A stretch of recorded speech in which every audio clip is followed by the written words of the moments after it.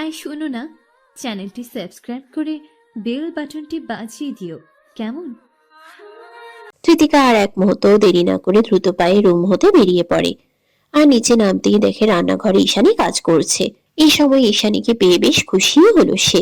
যতই হোক বিয়ের পর টুকটাক অনেক নিয়ম কানুনই থাকে, প্রয়োজন ভেদে তাকেও তেমন কিছু করতে হতে পারে। কিন্তু কৃতিকাকে দেখা মাত্রই ঈশানীর কপাল খানিকটা কুঁচকে গেল। এভাবে এত বড় ঘুমটা টেনে সকাল সকাল কৃতিকা এখানে কি করছে? সে বেশ সন্দিহান স্বরে কৃতিকার উদ্দেশ্যে বলল, ভাবি আপনি এখানে? ঈশানীর এহেন কথায় কৃতিকা বিষম খেল। সে ঈশানী যথেষ্ট ছোট, আর এক রাতের মধ্যেই কিনা ভাবি সহ আপনি ডেকে ফেলছে। কৃতিকা বেশ ইতস্তত ভঙ্গিতে আওড়ায়, আপু প্লিজ আপনি আমাকে এসব ভাবি বা আপনি করে ডাকবেন না, আমি আপনার থেকে অনেক ছোট। ঈশানী বিস্তৃত মুচকি হেসে বলল, একমাত্র ভাই আমার, তাও এই বয়সে এসে অবশেষে একটা পুচকি মেয়ে বিয়ে করেছে বলে ভুল হয়, পুচকি মেয়েকে বউ হিসেবে মেনেছে। তো এখন ভাইয়ের বউ যতই ছোট হোক না কেন, সম্মান না দিলে কি হয়? অন্তত আমি তো ভাবিই ডাকবো। সে না হয় ঠিক আছে, তবু এত তাড়াতাড়ি আমি এসবে অভ্যস্ত কি করে হব? প্লিজ আপনি। আচ্ছা ঠিক আছে, তা এটা বলো, আমার ভাইকে ঘরে রেখে সকাল সকাল এখানে কি করছো? এক সেকেন্ড, তুমি আবার এটা ভাবছো না তো শ্বশুর বাড়িতে এসেছো তাই বিয়ের পরদিনই তোমাকে দিয়ে নানান কাজকর্ম করে দেওয়া হবে? এমনটা ভাবলে এসব চিন্তা ভাবনা মাথা থেকে ছেড়ে ফেলো, রুমে গিয়ে রেস্ট করো। তোমাকে কিচ্ছু করতে হবে না, যা করার আমরাই করে নেব। কৃতিকা ঈশানীর কথায় বেশ অবাক হলো। তাই বলে কিছুই করতে হবে না? কি হলো এখনো কেন? না মানে উনি কফি নিয়ে যেতে বলেছেন। ঈশানী আচমকা ভাবনা চিন্তায় পড়ে যায়। এমন ভাবে ভীতু স্বরে কার কথা বলছে। সে কিছুটা কপাল কুঁচকে পরক্ষণেই বিষয়টা বুঝতে পেরে বলল, উনি মানে ভাই? ও, তা আগে বললেই হতো। আচ্ছা 1 মিনিট অপেক্ষা করো, আমি বানিয়ে দিয়েছি। এই বলেই সে কফি বানানোর কাজে লেগে পড়তে না পড়তেই পরক্ষণেই থেমে যায়। কি যেন ভেবে নিয়ে কৃতিকার উদ্দেশ্যে বলল, তুমি তো কাজ করার জন্যই এত সকাল সকাল এখানে এসেছো তাই না? তাহলে এই কাজটা বরং তুমিই করো। এই বলেই সে মৃদু হেসে কৃতিকাকে জায়গা করে দেয়। কৃতিকা বিষয়টা বুঝতে না পারলেও ঈশানীর মুচকি মুচকি হাসিতে সে কিছুটা অবাক হয়। তবুও নিজ হতেই আধিরের জন্য কফি বানাতে লাগলো। এদিকে তার পাশে দাঁড়িয়ে কাজ করতে থাকা ঈশানী তার উদ্দেশ্যে আওড়ায়, কৃতিকা, তোমায় একটা কথা বলি। কৃতিকা স্বাভাবিক ভঙ্গিতে তার উদ্দেশ্যে তাকিয়ে বলল, জি। তোমার ঘোমটার সাইজটা একটু বেশি বড় হয়ে গিয়েছে না? আমার সাদাসিধে ভাইটা কি তোমার রাতে একটু বেশিই জ্বালিয়েছে? নিমিষে কৃতিকার হাত থেমে যায়। না চেয়েও খানিক কেসে ওঠে। এই ভাই বোন ভাগ্নে ছেলে সব একরকম কেন তা এরাই জানে। তার অবস্থা দেখে ঈশানী বিস্তৃত হেসে বলল, না না, এত লজ্জা পাওয়ার কিছুই নেই, এমনিতেই জিজ্ঞেস করলাম আর কি। আমার ভাই অনেক বছর বিদেশে থেকেছে, বোঝোই তো ওখানকার আচার আচরণ কেমন। তাই এদেশের হিসেবে তাকে বুড়ো ভেবে ভুল করলে পরে তোমারই প্রবলেম হবে। ভাই কিন্তু আমার এখনো। এই বলেই সে কৃতিকার দিকে মুখ ফিরিয়ে বিস্তৃত হেসে ফেলে। পরক্ষণেই আবার স্বাভাবিক স্বরে বলল, থাক, আর তোমায় বিরক্তি না করি। কফি বানানো শেষ হলে নিয়ে যাও, তিনি হয়তো তোমার অপেক্ষায়। তবে বেশি দেরি করো না, তোমার কাকা কাকিমা সহ আরও আমাদের কিছু আত্মীয় স্বজন আসবেন। দ্রুতই আমার পাগলা ভাইকে নিয়ে চলে এসো। কৃতিকা এখানেও আর এক মুহূর্ত দাঁড়ায় না। দ্রুত কফির মগটা হাতে নিয়ে সোজা দোতলায় চলে যায়। যেখানেই যাচ্ছে না কেন দু মুহূর্ত স্বস্তিতে দাঁড়ানোর উপায় নেই। বাড়ির সবগুলো মানুষ এক জাতের। কৃতিকা রুমে এসে দেখে আদের নিজ হতেই চারপাশটা গুছিয়ে নিচ্ছে। ফুলের পাপড়ি সহ বাকি সব ময়লা আবর্জনাও প্রায় পরিষ্কার করে ফেলেছে। খেয়াল করে দেখলো আদির গোসলও সেরে ফেলেছে। চুলগুলো ভেজা দেখাচ্ছে। গায়ে সাদা রঙের এক নতুন পাঞ্জাবি জড়িয়েছে, যাতে তার শাড়ির মতোই হালকা গোলাপি সাদা সুতোয় কারুকাজ করা। এটা যে কাপল সেট তা দেখেই বোঝা যাচ্ছে। তবে তাকে দেখা মাত্রই আধে থেমে যায়। কৃতিকাও তার কাছে এগিয়ে গিয়ে আওড়ায়, আপনি রাখুন, আমি করে নিচ্ছি। আধের বেশ গম্ভীর স্বরে বলে, প্রয়োজন নেই, যতটুকু করার করে নিয়েছে, বাদ বাকিটা সার্ভেন্ট এসে পরিষ্কার করবে। কৃতিকা আর রাগ বাড়িয়ে কিছু বলে না।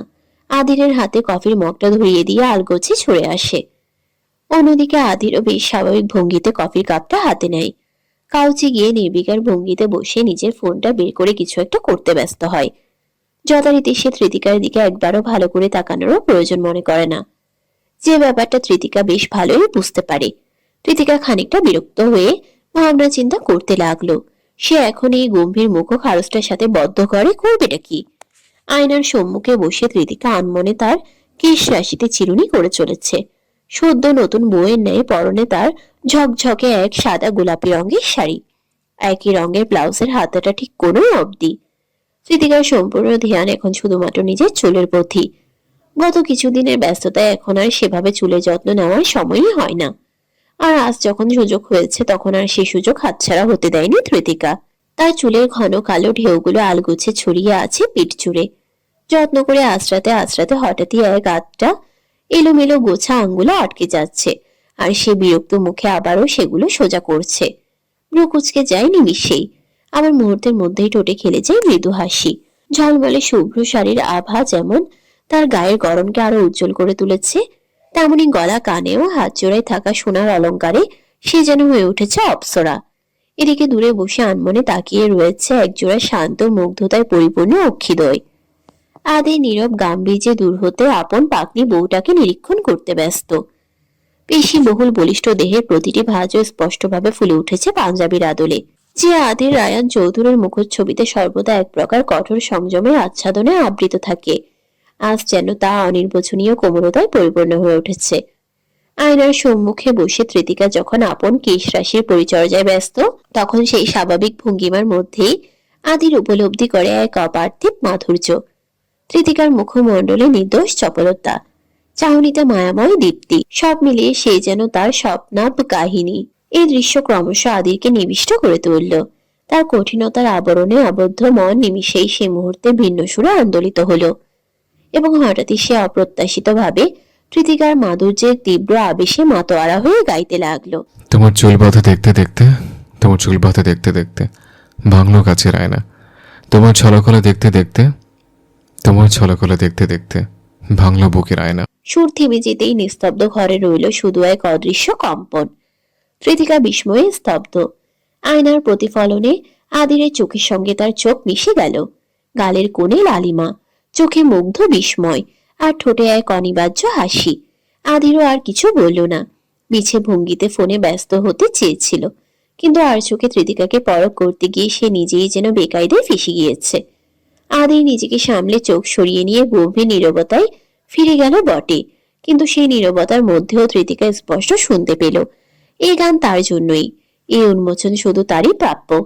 তৃতিকা বেশ সংকুচিত ভাবে চুপটি করে বসে থাকে। অন্যদিকে আদির আচমকাই উঠে দাঁড়ায়, কফির কাপটা হাতে নিয়ে তৃতিকার দিকে এগিয়ে আসে। একই সাথে আনমনেই আয়নার প্রতিফলনে তৃতিকার দিকে অনিমেষে তাকিয়ে আওড়ায়, এবং তৃতিকাকে চমকে দিয়ে আচমকা ড্রেসিং টেবিলের এক কোণে তৃতিকার সন্নিকটে চুপটি করে বসে। তৃতিকা বিস্ময়ের নজরে তার দিকে তাকাতেই সে নির্বিকারে নিজের মাথাটা ঝুঁকিয়ে তার উদ্দেশ্যে আওড়ায়। ভেজা চুল ভালো করে মুছে দাও। তৃতিকা শুরুতে তীব্র সংকোচ বোধ করলেও পরক্ষণেই আধিরের কথায় কিঞ্চিত কপাল কুঁচকে আওড়ায়। কেন? আপনি নিজে করলেই তো হয়। আদির অনিমেষেই মৃদু হাসে। এই পাকনি সর্বদা ঝগড়া করার মোড়েই থাকে, এছাড়া তার সংকোচ বোধের সীমা নেই। সাদেই কি আর ইয়াশিকে তেতুকা নামটা দিয়েছিল, আসলে নিম ফলের মতোই তেতো এই মেয়ে। আদির বেশ গম্ভীর্যের সহিত তৃতিকার উদ্দেশ্যে আওড়ায়। ঘরে এখন বউ আছে। তো আপনার হাত পা ভেঙেছে? বেশি কথা বলে ঘুষি মেরে নাক মুখ ফাটিয়ে দেবো। চুপচাপ কাজ করো। তৃতিকা আর কথা বাড়ায় না। আদিরের উল্টোপাল্টা কথার আকার ইঙ্গিত বোঝাচ্ছে এভাবে অহেতুক কথাবার্তা বলে সময় নষ্ট করাও ঢের ভালো, তবে অতিরিক্ত কিছু করতে গেলেই তো তার মেজাজ খারাপ হয়ে যায়। তৃতিকা পাশ থেকে সাদা তোয়ালেটা নিয়ে সেখানেই চুপটি করে বসে থেকে আধিরের রেশমের ন্যায় ভিজে সিক্ত চুলগুলো আলতোভাবে মুছে দিতে লাগলো। সে তার কাজে বেশ মনোযোগী রইলেও আধিরের নজর সম্পূর্ণ তৃতিকার দিকে। ক্রমশই তৃতিকার কাজের বেখেয়ালিতেই সে তার মুখটা ধীরে ধীরে তার দিকে ঝুঁকিয়ে তৃতিকাকে খুঁটিয়ে খুঁটিয়ে দেখতে থাকে। এদিকে তৃতিকার সেসবে হুঁশ নেই, মাথায় যে আগের মতো কোনো ঘোমটাও নেই, তাও সে ভুলে গিয়েছে। অথচ আধির তার দিকে তাকিয়ে কেমন যেন মিটমিট করে হাসছে, যা দেখা মাত্রই নিমিষে তৃতিকার কপাল কুঁচকে যায়। সে খানিকটা অবাক স্বরে আওড়ায়। কি হলো, হাসছেন কেন? আদির এবার বিস্তৃত তির্যক হেসে আওড়ায়। তোমাকে দেখে। মানে? কৃতিকা এই বলেই দ্রুত আয়নায় ফিরে তাকাতেই সে নিজেকে দেখে যা বোঝার বুঝে যায়। নিমিষেই সে তীব্র সংকোচে আঁচল টেনে মাথায় ঘোমটা দিতে উদ্বিগ্ন হয়। আর অমনি আধির তার হাতটা তৎক্ষণাৎ চেপে ধরে আটকায় এবং সরাসরি তার অন্য হাতের বুড়ো আঙ্গুলটা স্পর্শ করে কৃতিকার গোলাপের পাপড়ির ন্যায় ঠোঁটের নীলচে রঙের ক্ষতযুক্ত কোনায়। তার স্পর্শে কৃতিকা ক্ষীণ ব্যথায় অকস্মাৎ মৃদু কেঁপে ওঠে। অন্যদিকে আধির তার চোখে চোখ মিলিয়ে নিষ্পৃহে তির্যক হেসে আওড়ায়। এই না, দেখতে দাও, নিজের বানানো ক্ষতগুলো দেখতে দাও আমায়। নিমেষে কৃতিকা চোখ মুখ কুচকে গম্ভীর স্বরে আওড়ায়। বেশি বেশি হচ্ছে কিন্তু। আধিরও ক্ষীণ হেসে স্বাভাবিক হয়, তবে পরক্ষণে সে কফির কাপে চুমুক দিয়ে বলল, ইদানিং বেশি বেশি করছো তুমি। আই নো তোমার বড় এখনো যথেষ্ট হ্যান্ডসাম, কিন্তু এর মানে এই না যে তুমি ভুলে যাবে আমি তোমার বয়সের চেয়ে দ্বিগুণ বড়। কৃতিকা আধিরের কথার উদ্দেশ্য বুঝতে পেরে খানিক মুখ বাঁকিয়ে বলল, শুধু দেখুন কেন, আপনি তার থেকেও বেশি বড়। 40 বছরের বুড়ো আপনি, হিসেবে আপনার উচিত নিজের লিমিটে থাকা। আধির খানিক কেসে উঠল। কৃতিকার দিকে ঝুঁকে কপাল কুঁচকে বলল, একটু বেশি বললে। আমার বর্তমানে 37 চলছে, 40 হতে এখনো 3 বছর বাকি। কৃতিকা ভ্রু উঁচিয়ে আধিরের চোখে চোখ মিলিয়ে বলে, চাপা মারছেন? কি আশ্চর্য, চাপা কেন মারবো? যা সত্যি তাই তো বললাম। মিথ্যে বলে লাভ নেই। আমি জানি আপনার বয়স 40 কিংবা এর বেশি, অর্ধেক ইন্টারন্যাশনাল আইটেম বিধায় ঠিকঠাক বোঝা যায় না। আধির ফিচকে এসে আওড়ায়। সিরিয়াসলি? আমার সম্পর্কে তুমি কতটুকু জানো? অত কিছু জানি না, তবে আমাদের গ্রামের সবাই জানতো আপনার বয়স এমন কিছুই হবে। কাকিমা আমাকে নিজে বলেছে আমার যখন বিয়ে হয় তখন আপনার বয়স 25-26-এর মতো। সেদিন সিমরান আপুকে তো গল্পে গল্পে বলেছিলাম আমার যখন 4 বছর বয়সে বিয়ে হলো তখন আমার সেই আলাদিনের চেরাকের দৈত্যের মতো গায়েব হয়ে যাওয়া বরটার বয়স ছিল 26। এখন কি আপনি এটা বলবেন যে আমার কাকিমা আমাকে মিথ্যে বলেছে? আধির এবার বেশ সিরিয়াস ভঙ্গিতে বলল। তোকে আমি মিথ্যে বলছি? কৃতিকার উৎসুক চাহনি নিমিষেই নুয়ে পড়ে। কি যেন ভেবে বলতে নেবে তার পূর্বেই আধির তার উদ্দেশ্যে বলল, তোমার কাকিমাকে ফোন করো, তারা কখন আসছেন জিজ্ঞেস করো। সাথে এটাও বলে দেখো যে আমি মিথ্যে বলছি নাকি সে। এমনিতে তোমার দাদু ছাড়া আমাকে তোমার বাবা চাচা ঠিকমতো জানতো না। সেখানে বাড়ির ভেতরের মানুষের সাথে আমার কোনো আলাপ আলোচনাই তো হয়নি। আহা, এটা তো সিরিয়াস নেওয়ার কি হলো? আচ্ছা ঠিক আছে, ফোন করছি। কৃতিকা এই বলে আমিনাকে ফোন করলো। সকাল সকাল কৃতিকার ফোন পেয়ে সে খানিকটা চিন্তিত স্বরে আওড়ায়। কিরে, এত সকালে ফোন দিলি যে? কোনো সমস্যা হয়েছে? না তেমন কিছু নাই, তোমরা কখন আসবে? কৃতিকার স্বাভাবিক অভিব্যক্তিতে আমিনা নিজেকে আশ্বস্ত করে বলল, এই তো আর একটু বেলা হোক তারপর। এনারাও তো সকাল সকাল আর যেতে দেবে না। ও আচ্ছা কাকিমা, তোমার আর একটা প্রশ্ন জিজ্ঞেস করার ছিল। বল। কৃতিকা এক পলক আধিরের দিকে চেয়ে পরক্ষণে খানিক ইতস্তত ভঙ্গিতে বলে, আচ্ছা একটা সত্যি কথা বলতো, আমার যখন ওর সাথে বিয়ে হয় তখন ওর বয়স কত ছিল? সকাল সকাল হঠাৎ এহেন প্রশ্নে আমিনা কপাল কুঁচকে ফিরল। পরক্ষণে স্বাভাবিক হয়ে খানিকটা ভেবে চিনতে আওড়ায়। কতই আর ছিল, 25-26? কৃতিকা আধিরের দিকে তাকাতেই দেখে সে তার দিকে ভ্রুচিয়ে তাকিয়ে রয়েছে। কৃতিকা কিছুটা কেশে নিয়ে আবার বলল, ঠিক করে বলো না কত ছিল। কেন রে, কোনো সমস্যা হয়েছে? না না, শুধু শুধু ও আসল বয়সটা বলো। আরে আমি গ্রামের মানুষ, অত হিসেব নিকেশ পারি না। কি? জামাই তো দেখতে শুনতে ভালোই ছিল, তখন হবে হয়তো 28-30।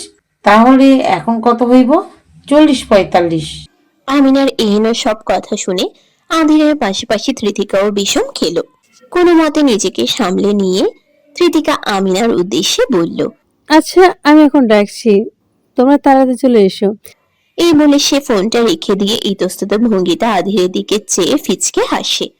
আধির বেশ গাম্ভীর্যের চাহনিতে তার দিকে কিছুক্ষণ তাকিয়ে থাকার পর বলল, শোনো, এসব বাদ দাও, আমরা কিন্তু বিকেলে এখান থেকে চলে যাব। কি বলছেন, আজ যেতে হবে? আধির বলছিয়ে বলল, তুমি তো দেখছি আমার চেয়ে বেশি আমার পরিবারের কাছে থাকতে আগ্রহী। তাই নয় তো কি, এখানে কত সুন্দর সবাই একসাথে থাকে, আপনার ওখানে কবরের মতো লাগে। আমি বুঝি না আপনি এখানে থাকতেই তো পারেন। আধির কৃতিকার দিকে কিছুক্ষণ চেয়ে থাকার পর ভারী শ্বাস ফেলে আওড়ায়। আচ্ছা ঠিক আছে, আজকে চলো, পরে কখন এসে অনেকদিন থেকে যাব। কৃতিকা আর কথা বাড়ানোর সুযোগ পায় না। কিছুক্ষণ চুপ থাকার পর পরক্ষণে কি যেন ভেবে আধিরের উদ্দেশ্যে বলল, শুনুন, আপনাকে একটা বিষয় জিজ্ঞেস করার ছিল। হুম, বলো। আপনি তো বিদেশে বড় হয়েছেন, তাই না? আচমকা এহেন প্রসঙ্গে তুলতেই আধির খানিকটা ভ্রুকুচকে তার দিকে তাকায়। পরক্ষণে এই বিষয়টা স্বাভাবিকভাবে নিয়ে বলল, হুম, ওখানে কি অনেক বছর ছিলেন? মানে তাও কত বছর অবধি? আহ, তোমাদের গ্রামে যাওয়ার পর আরো বেশ কয়েকবার আমি লন্ডনে থেকেছি। এরপর মা আমার ড্যাড মারা যাওয়ার পর ড্যাডের বিজনেস সামলাতে দেশে এসে একবারে থাকা শুরু করি। ও, কিন্তু কৃতিকার এত ইতস্তত ভাবভঙ্গিতে আধির বুঝিয়ে বলল, তোমার কি হয়েছে বলো তো? না মানে আপনি তো দেখতে বেশ সুন্দর আছেন মাশাআল্লাহ, কিন্তু মানে আপনি যে সময় পর্যন্ত ওই দেশে ছিলেন সেটাও তো তেমন ভালো বয়স সময় ছিল না। বলতে চাচ্ছি ওই দেশে মেয়েরাও তো সুন্দরী হবে, তাই তো? তো এত বছর জীবনে কেউ কি আপনার জীবনে আসেনি? সত্যি করে বলবেন কিন্তু। আবার না বললেও চলবে, আপনার পার্সোনাল ব্যাপারে আমি তো জোর করতে পারি না, তাই না? সামান্য এই বিষয়টা জিজ্ঞেস করতে কৃতিকার এত ইতস্তত বোধ দেখে আধির আনমনেই হেসে ফেলল। পরক্ষণে আবার স্বাভাবিক স্বরে আওড়ায়, না না, তুমি জিজ্ঞেস করতেই পারো, এটা তোমার অধিকার। তাহলে বলুন, আপনার জীবনে সত্যি কেউ এসেছিল কি? এসছে তো। কৃতিকা উৎসুক দৃষ্টিতে তাকিয়ে বলল। কে সে? এই যে তুমি। নিমিষে কৃতিকা স্তব্ধ হয়ে বসে রয়। এনাকে শত বলেও আসল কথা পেট থেকে বের করতে পারবে না। এদিকে আধির নিজের মতো নির্বিকারে বলতে লাগলো, মিস চেতকান আমার একটা পাকনে ছিল। সে এখন পাকাপোক্তভাবে আমার পাকনি বউ রূপে ধরা দিয়েছে, যে কিনা তার মিস্টার খারুসের একমাত্র মিসেস তেতকা রায়ন চৌধুরী। কৃতিকা আর কথা বাড়ায় না। আধির ঠিকই কথাটা ঘুরিয়ে নিল। মনে মনে বেশ হতাশার স্বরে আওড়ায়। যাতে মাতাল, তাহলে ঠিক। অন্যদিকে আধির তার ভাবভঙ্গি পরখ করে ভারী শ্বাস ফেলে বলতে লাগলো, মিথ্যা বলবো না, আমি আমার জীবনের পুরো সময়টা পড়াশোনা, ফ্যামিলি, বিজনেস এসব নিয়ে পার করেছি। তাই আলাদাভাবে সেসব সম্পর্কে জানানোর মতো কোনো সময় বা ইচ্ছা হয়নি। আপনার না হয় হয়নি, মেয়েরাও কি আপনাকে কখনো প্রপোজাল দেয়নি? আধির ব্রুচে মৃদু হেসে বলে। এসবে এত আগ্রহ কেন তোমার? কৃতিকা ক্ষণিকের জন্য থেমে পরক্ষণে দৃঢ় কণ্ঠে বলল, আপনি না বললেন আমার জিজ্ঞেস করার অধিকার আছে, আপনি অনুমতি না দিলে জিজ্ঞেস করতাম নাকি? আধির পুনরায় মৃদু হেসে বলল, হ্যাঁ, অনেক মেয়েই এসব প্রপোজাল দিয়েছে, কিন্তু আমার কখনো বিশেষ ইচ্ছা হয়নি। কেন, তারা কি সুন্দর ছিল না? ছিল, তবে তোমার মতো না।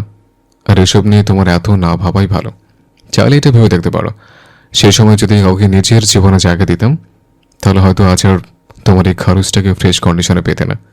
ইউর সো লাকি মিসেস তেতকা। কৃতিকা আর বলার মতো কিছু খুঁজে না পেয়ে আনমনেই হেসে ওঠে। তার গ্যাস দাঁতে স্নিগ্ধ হাসিতে আধির প্রশান্তিতে শীতল নিঃশ্বাস ফেলে আওড়ায়। যেভাবে নীলছে তারার আলো নিঃশব্দে ছুঁয়েছে অন্ধকারের প্রান্ত, তেমনি তুমিও তেতে ফলের মধুরতার বেশে মিশে গিয়েছ আমার এই নিঃসঙ্গতার অস্তিত্বে। অতপর পূর্ণ করেছে আমার এই জীবন।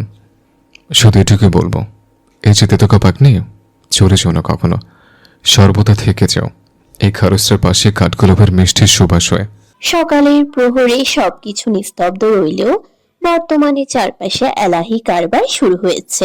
কৃতিকার কাকা কাকি সহ চৌধুরী বাড়ির একদল আত্মীয় সম্পর্কিত মানুষজন তীব্র উৎসাহের সহিত চলে এসেছে।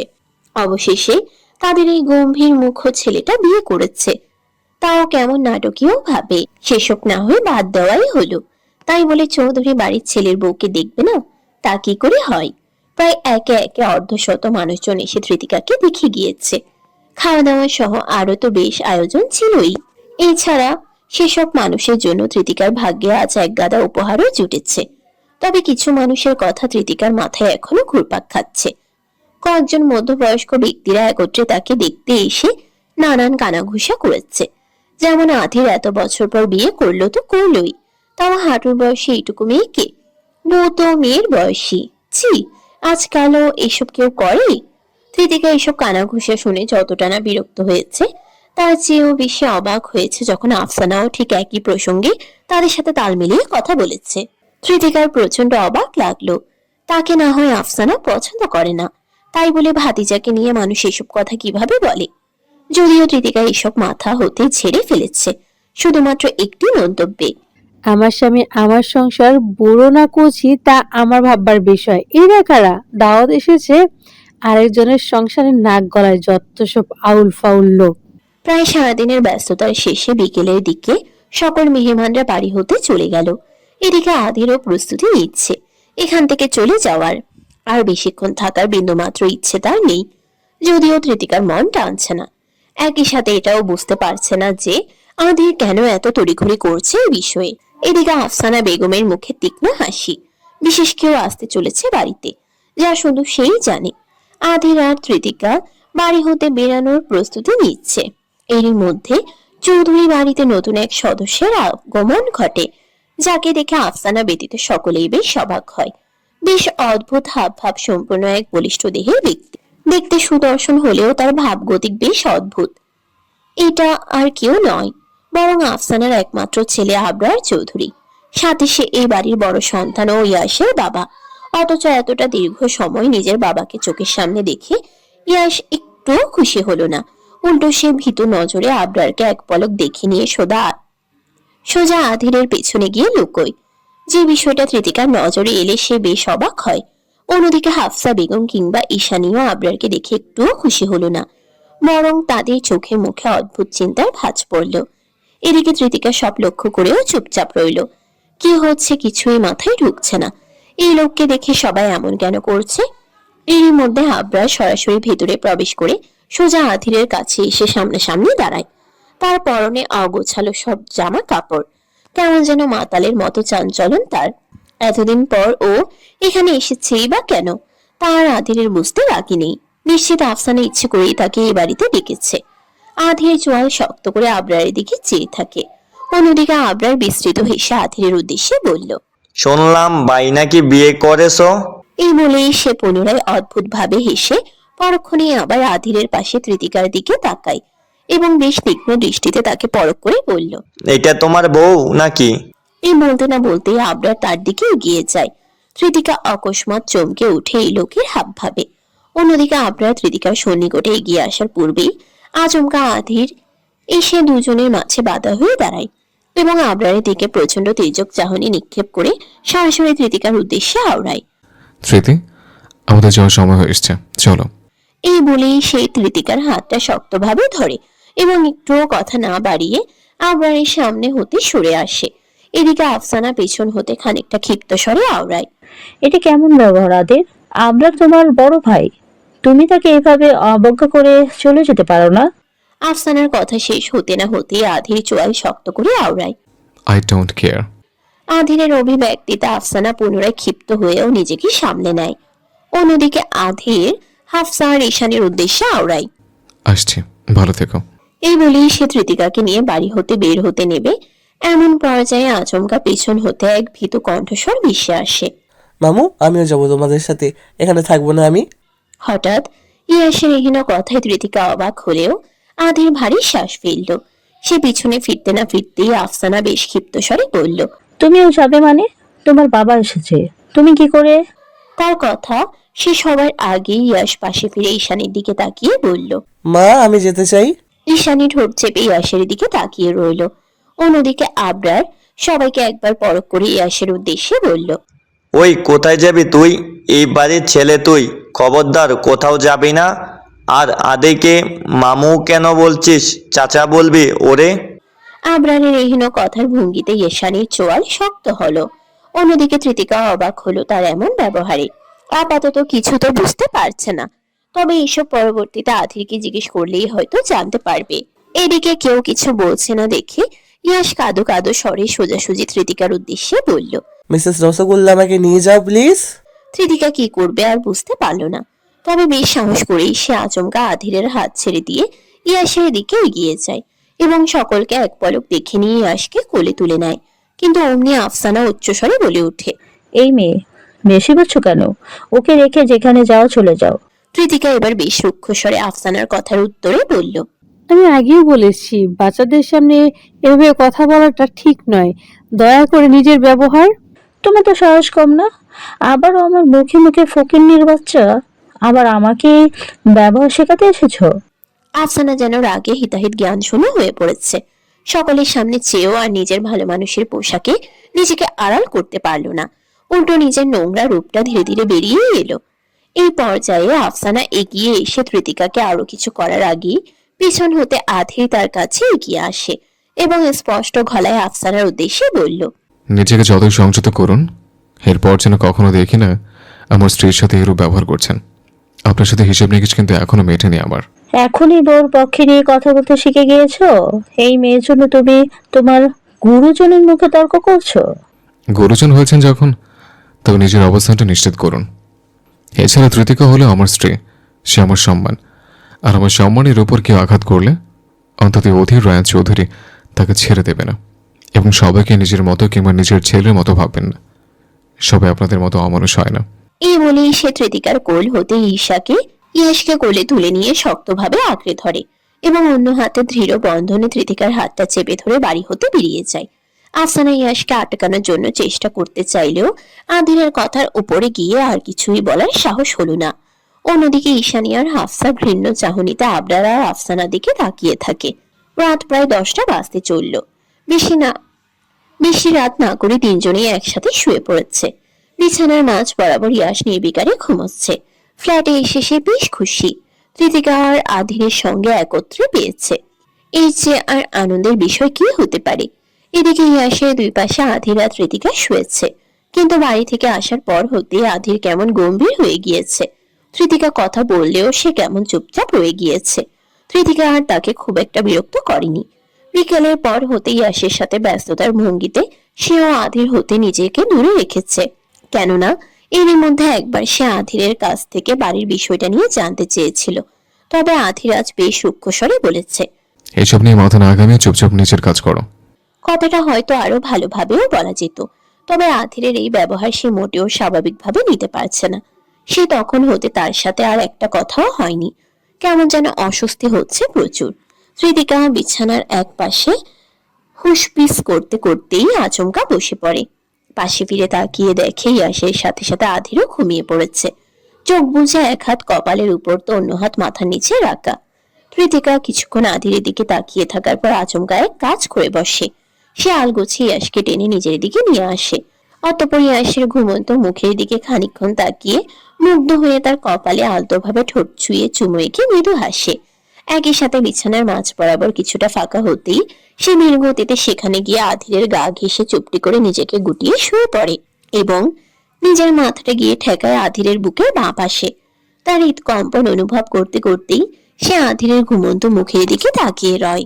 পরক্ষণে কি যেন ভেবে আমারও তার থেকে সরে আসতে নিলে অকস্মাৎ আধির তার হাত বাড়িয়ে কৃতিকাকে নিজের সাথে আঁকড়ে ধরে মিশিয়ে নেয়। আচমকা এহেন কাণ্ডে কৃতিকা চমকে উঠলেও আধির সম্পূর্ণ নির্বিকার ভঙ্গিতে আওড়ায়। নিজ হাতে প্রথম ধরা দিয়েছ, তবে ফিরে কেন যাচ্ছ? কৃতিকা বেশ ইতস্তত স্বরে বলল, আপনি ঘুমাননি? এই পর্যায়ে আধির চোখ খুলে কৃতিকার দিকে তাকায়। কৃতিকা সংকুচিত হয়ে তার সাথে মিশে রয়েছে। আধির খানিকটা ভারী শ্বাস ফেলে বলল, ঘুমাতে আর দিলে কই? কৃতিকা আর কিছুই বলে না। অন্যদিকে আধির নির্বিকারে আবারও বলে, ঘুম আসছে না। কৃতিকা আনমনে মাথা নেড়ে আওড়ায়। না। কি করবে? কৃতিকা আধিরকে একবার পরখ করে বলল, আপনি কি কোনো কিছু নিয়ে চিন্তিত? আমাকে দেখে কি তাই মনে হচ্ছে? কৃতিকা আধিরের বুকে মাথা নেড়ে বলল, আচ্ছা শুনুন না, প্লিজ ওই লোকটার বিষয়ে কিছু বলুন না। উনি তো ঈশানী আপুর স্বামী আর ঈশানী বাবা, তাহলে সবাই কেন? স্মৃতি? আচমকা আধিরের গম্ভীর কণ্ঠস্বরে কৃতিকা থমকে যায়। ভারী শ্বাস ফেলে চুপ রয়। বোঝাই যাচ্ছে আধির এই বিষয়ে কথা বলতে ইচ্ছুক নয়। এরই মধ্যে আচমকাই আগ বাড়িয়ে সে আরেকটি পদক্ষেপ নেয়। সে আকস্মাৎ আধিরের খোঁচা খোঁচা দাড়িতে পূর্ণ গালের উপর আলগোছে নিজের হাতটা রাখে এবং আধিরকে নিজের দিকে টেনে নিয়ে আওড়ায়। প্লিজ। মেয়ে, তোমার হাবভাব কিন্তু ভালো না, বলে যাও না রুমে ইয়াশও আছে। কৃতিকা আধিরের কথার উদ্দেশ্য বুঝতে পেরে বিরক্তিকর স্বরে বলে, মস্করা করা বন্ধ করুন প্লিজ। বলুন না ওই বাড়িতে এমন কি আছে যে কারণে সবকিছু স্বাভাবিক ভেবেও ভাবতে পারছি না। আমি জানি এখানে এমন ঘটনা রয়েছে যার কারণে আমি সবসময় চিন্তিত থাকেন। ঘটনাগুলো বেশ পুরনো। মূলত আমি দেশে আসার পর থেকে এই কাহিনীগুলো আমায় সহ্য করতে হচ্ছে।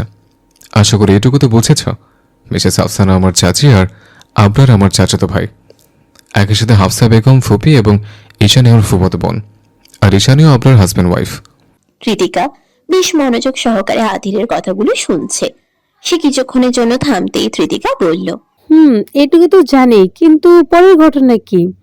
এই মিসেস আফসানা আর ইয়াসের বাবাকে আমার ঠিক সুবিধা লাগে না, কেমন যেন গোলমেলে। কারণ তারা সত্যিই সুবিধার নয়। I just hate this guys. ওই আবরারের মতো বাস্টার্ড আমি জীবনে কমই দেখেছি। He was totally a bloody best. তীব্র ক্ষিপ্ততায় আধির এহেন কথা বলতে না বলতেই তার চোয়াল খিচে এলো। এতে ত্রিতিকা বেশ অবাকও হলো। এই আবরা এমন কি করেছে যার কারণে আধির তার প্রতি এত বেশি রেগে রয়েছে? বিষয়টা তার মোটেও সুবিধাজনক ঠেকলো না, বরং অনেক বেশি গুরুতর মনে হলো। চৌধুরী বাড়ির ছেলে লন্ডন হতে দেশে ফিরেছে, তবে তাকে নিয়ে খুব বেশি মাতামাতি করার মতো কেউই তখন চৌধুরী বাড়িতে নেই। শুধুমাত্র ইয়াশ আর হাফসাই খানিকটা খুশি হয়েছিল এটা জেনে যে আধির রায়ান দেশে এসেছে, কিন্তু তখনও তারা চৌধুরী ম্যানশনে থাকতো না।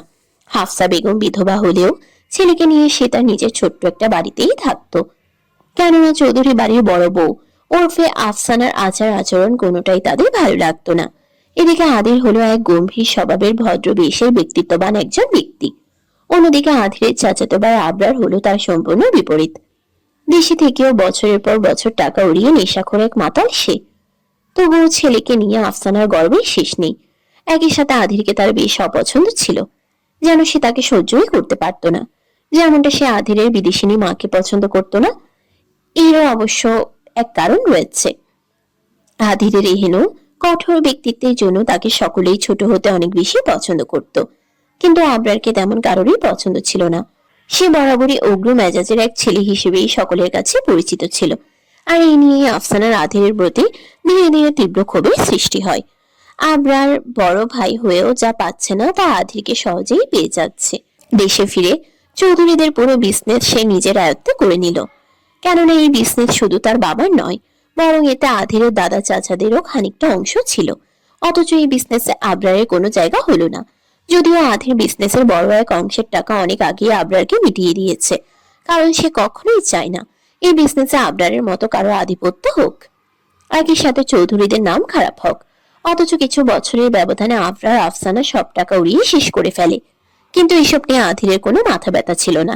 সে সর্বদা নিজের কাজের মাঝেই ব্যস্ত থাকার চেষ্টা করত। চৌধুরী বাড়িতে যখন থাকতো বেশিরভাগ সময় নিজেকে আড়ালেই রাখতো। যথারীতি আশেপাশের মানুষজন নিয়ে তার তেমন মাথা ব্যথা ছিল না। এছাড়া এই বাড়িতে আবরারের পাশাপাশি তারও অধিকার ছিল বরাবর। মূল ঘটনাটা ঘটে এরই কিছুদিন পর।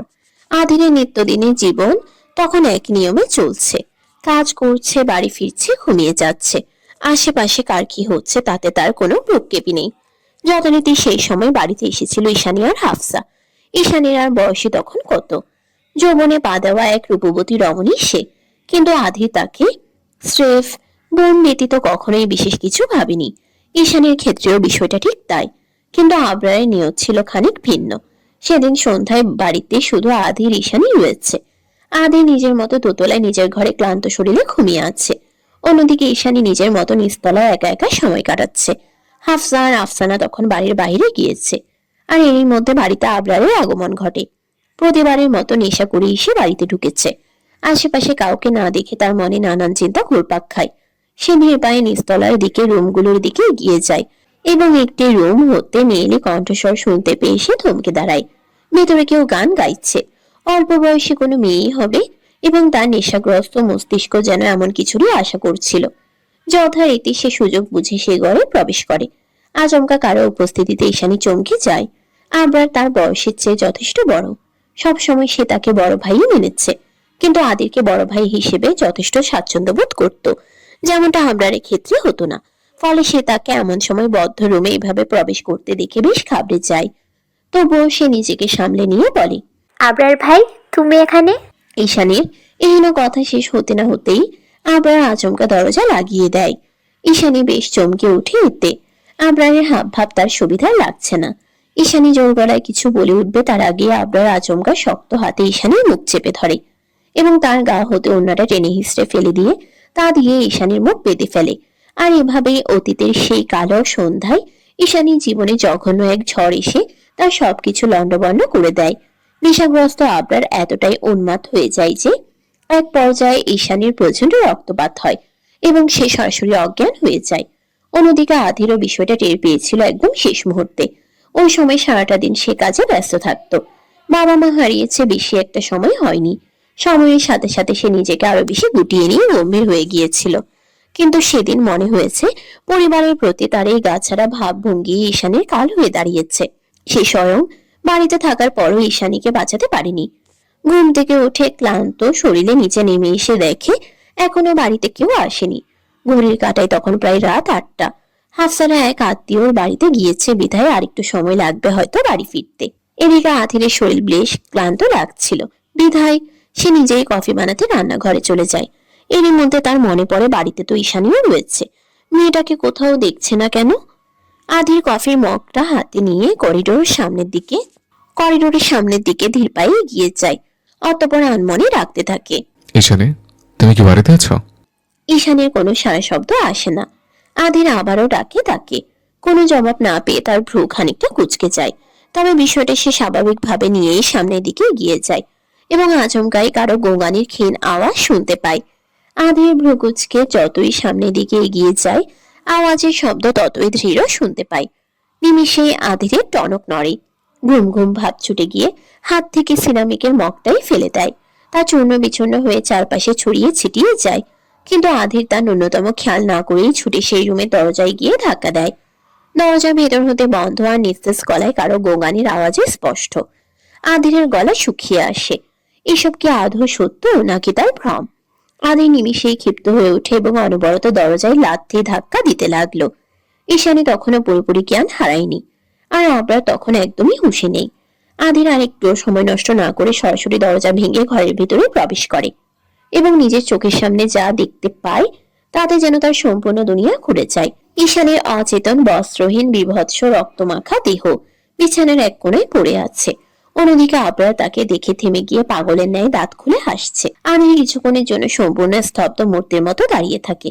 পরক্ষণেই হুঁশ ফিরতেই দ্রুত নিচে পড়ে থাকা বিছানার চাদরটা তুলে নিয়ে চোখ বুঝে তীব্র আক্রোশে দাঁতে দাঁত খিচে ঈশানের গায়ের উপর জড়িয়ে দেয় এবং তৎক্ষণাৎ পাশে ফিরে অকস্মাৎ আবরারের মুখে সজোরে ঘুষি মেরে গাল ও নাকের এক পাশটা ফাটিয়ে রক্ত বের করে দেয়।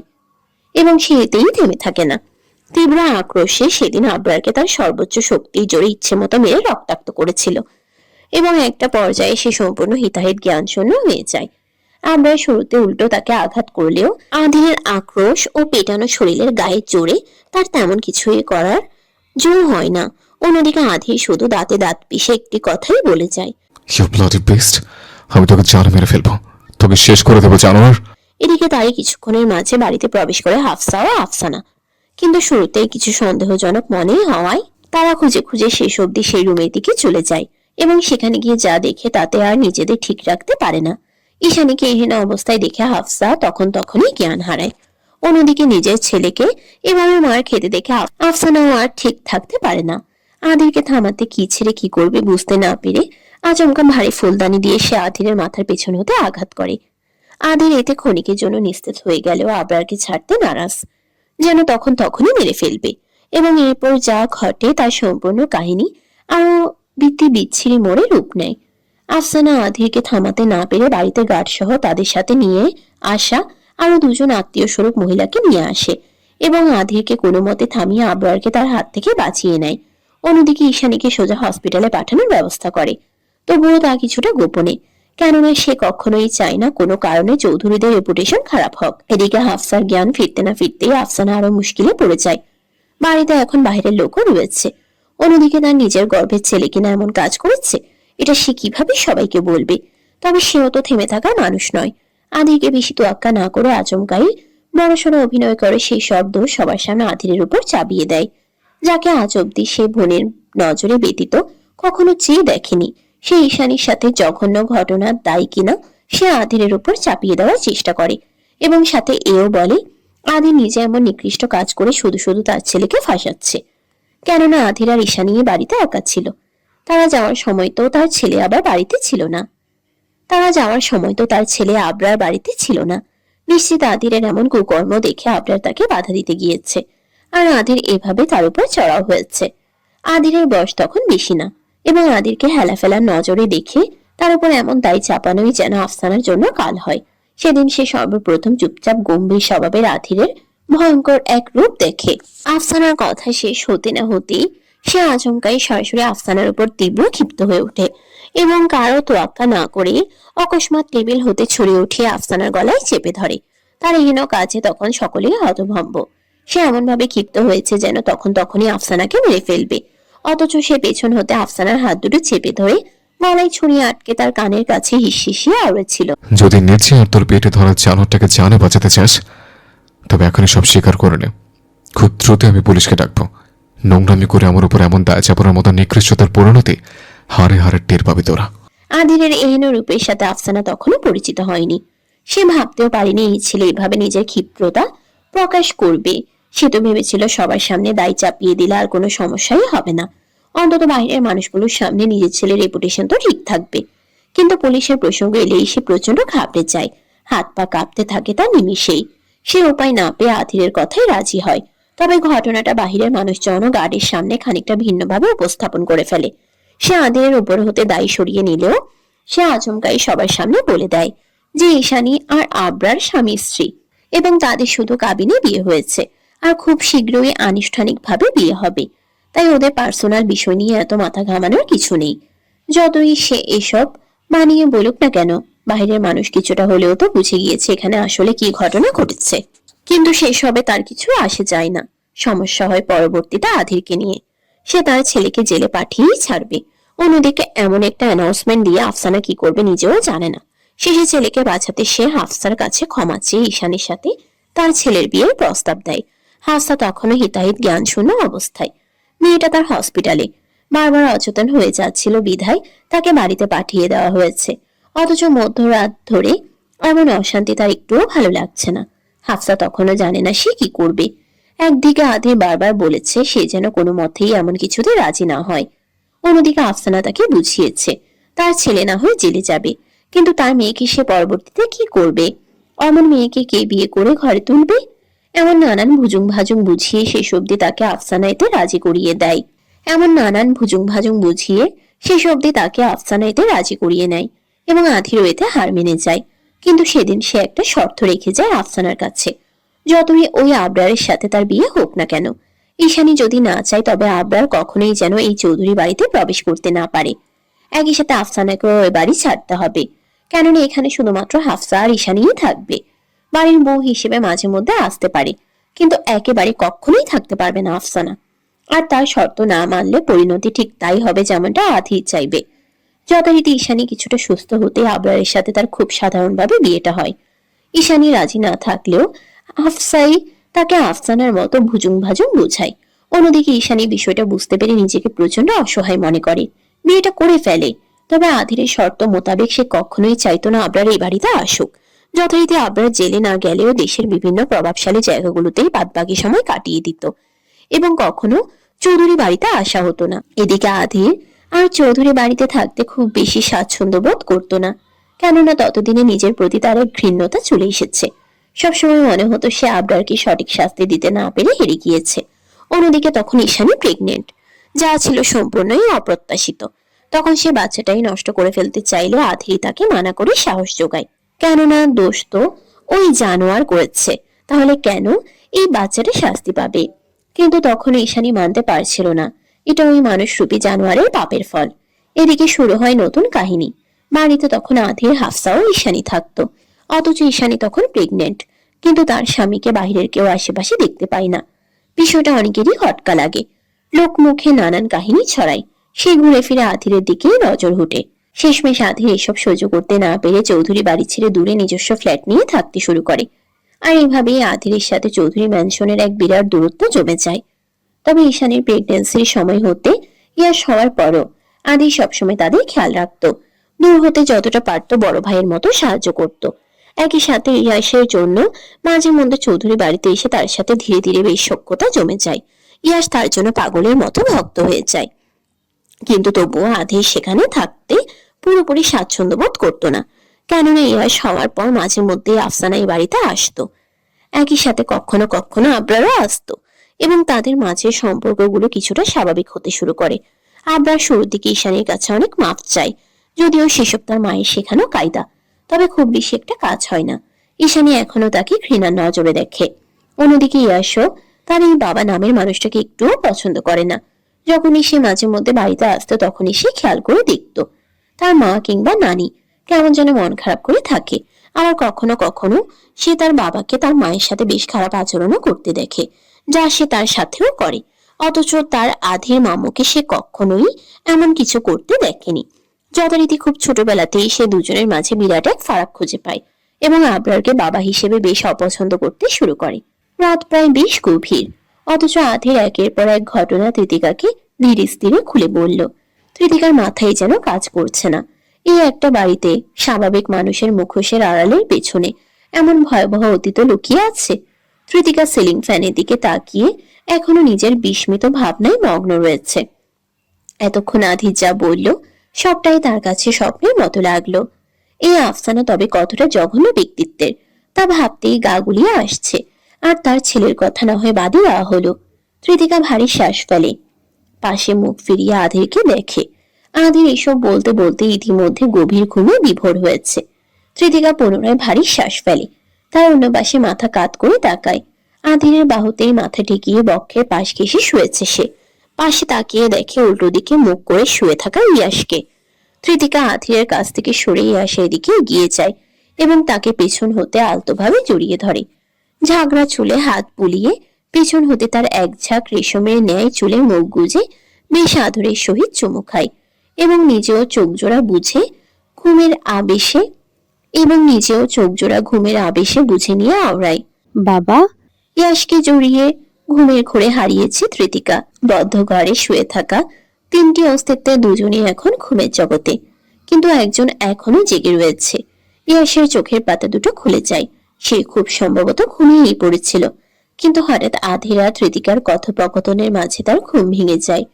যদিও তারা খুব নিম্নস্বরে কথা বলছিল, কিন্তু ইয়াস তবুও তাদের আলাপের কিছু কথা শুনে থমকে যায়। যথারীতি বাদবাকি পুরোটা সময় সে ঘুমের ভান করে শুয়ে থাকে। আর সেই শব্দে সবকিছু শোনার পর হতে তার চোখের পাতা এক হচ্ছে না। ছেলে মানুষই করলেও সে কিছুটা হলেও অনেক কিছুই বুঝতে পারে। ফলে সবকিছু জানার পর সে চেয়েও আর ঠিক মতো ঘুমোতে পারল না। তার ছোট্ট মস্তিষ্কে নিমজ্জিত হলো অদ্ভুত সকল চিন্তা ভাবনায়। সকাল সকাল ঘুম থেকে উঠেই কৃতিকা কিচেনে গিয়ে খাবার বানাতে ব্যস্ত হয়ে যায়। তার কিছুক্ষণ পরে আধির ঘুম থেকে উঠে ফ্রেশ হয়ে রুমের বাইরে আসে। সকাল সকাল তৃতিকাকে রুমে না পেয়ে কিছুটা হতাশ হয়েছে।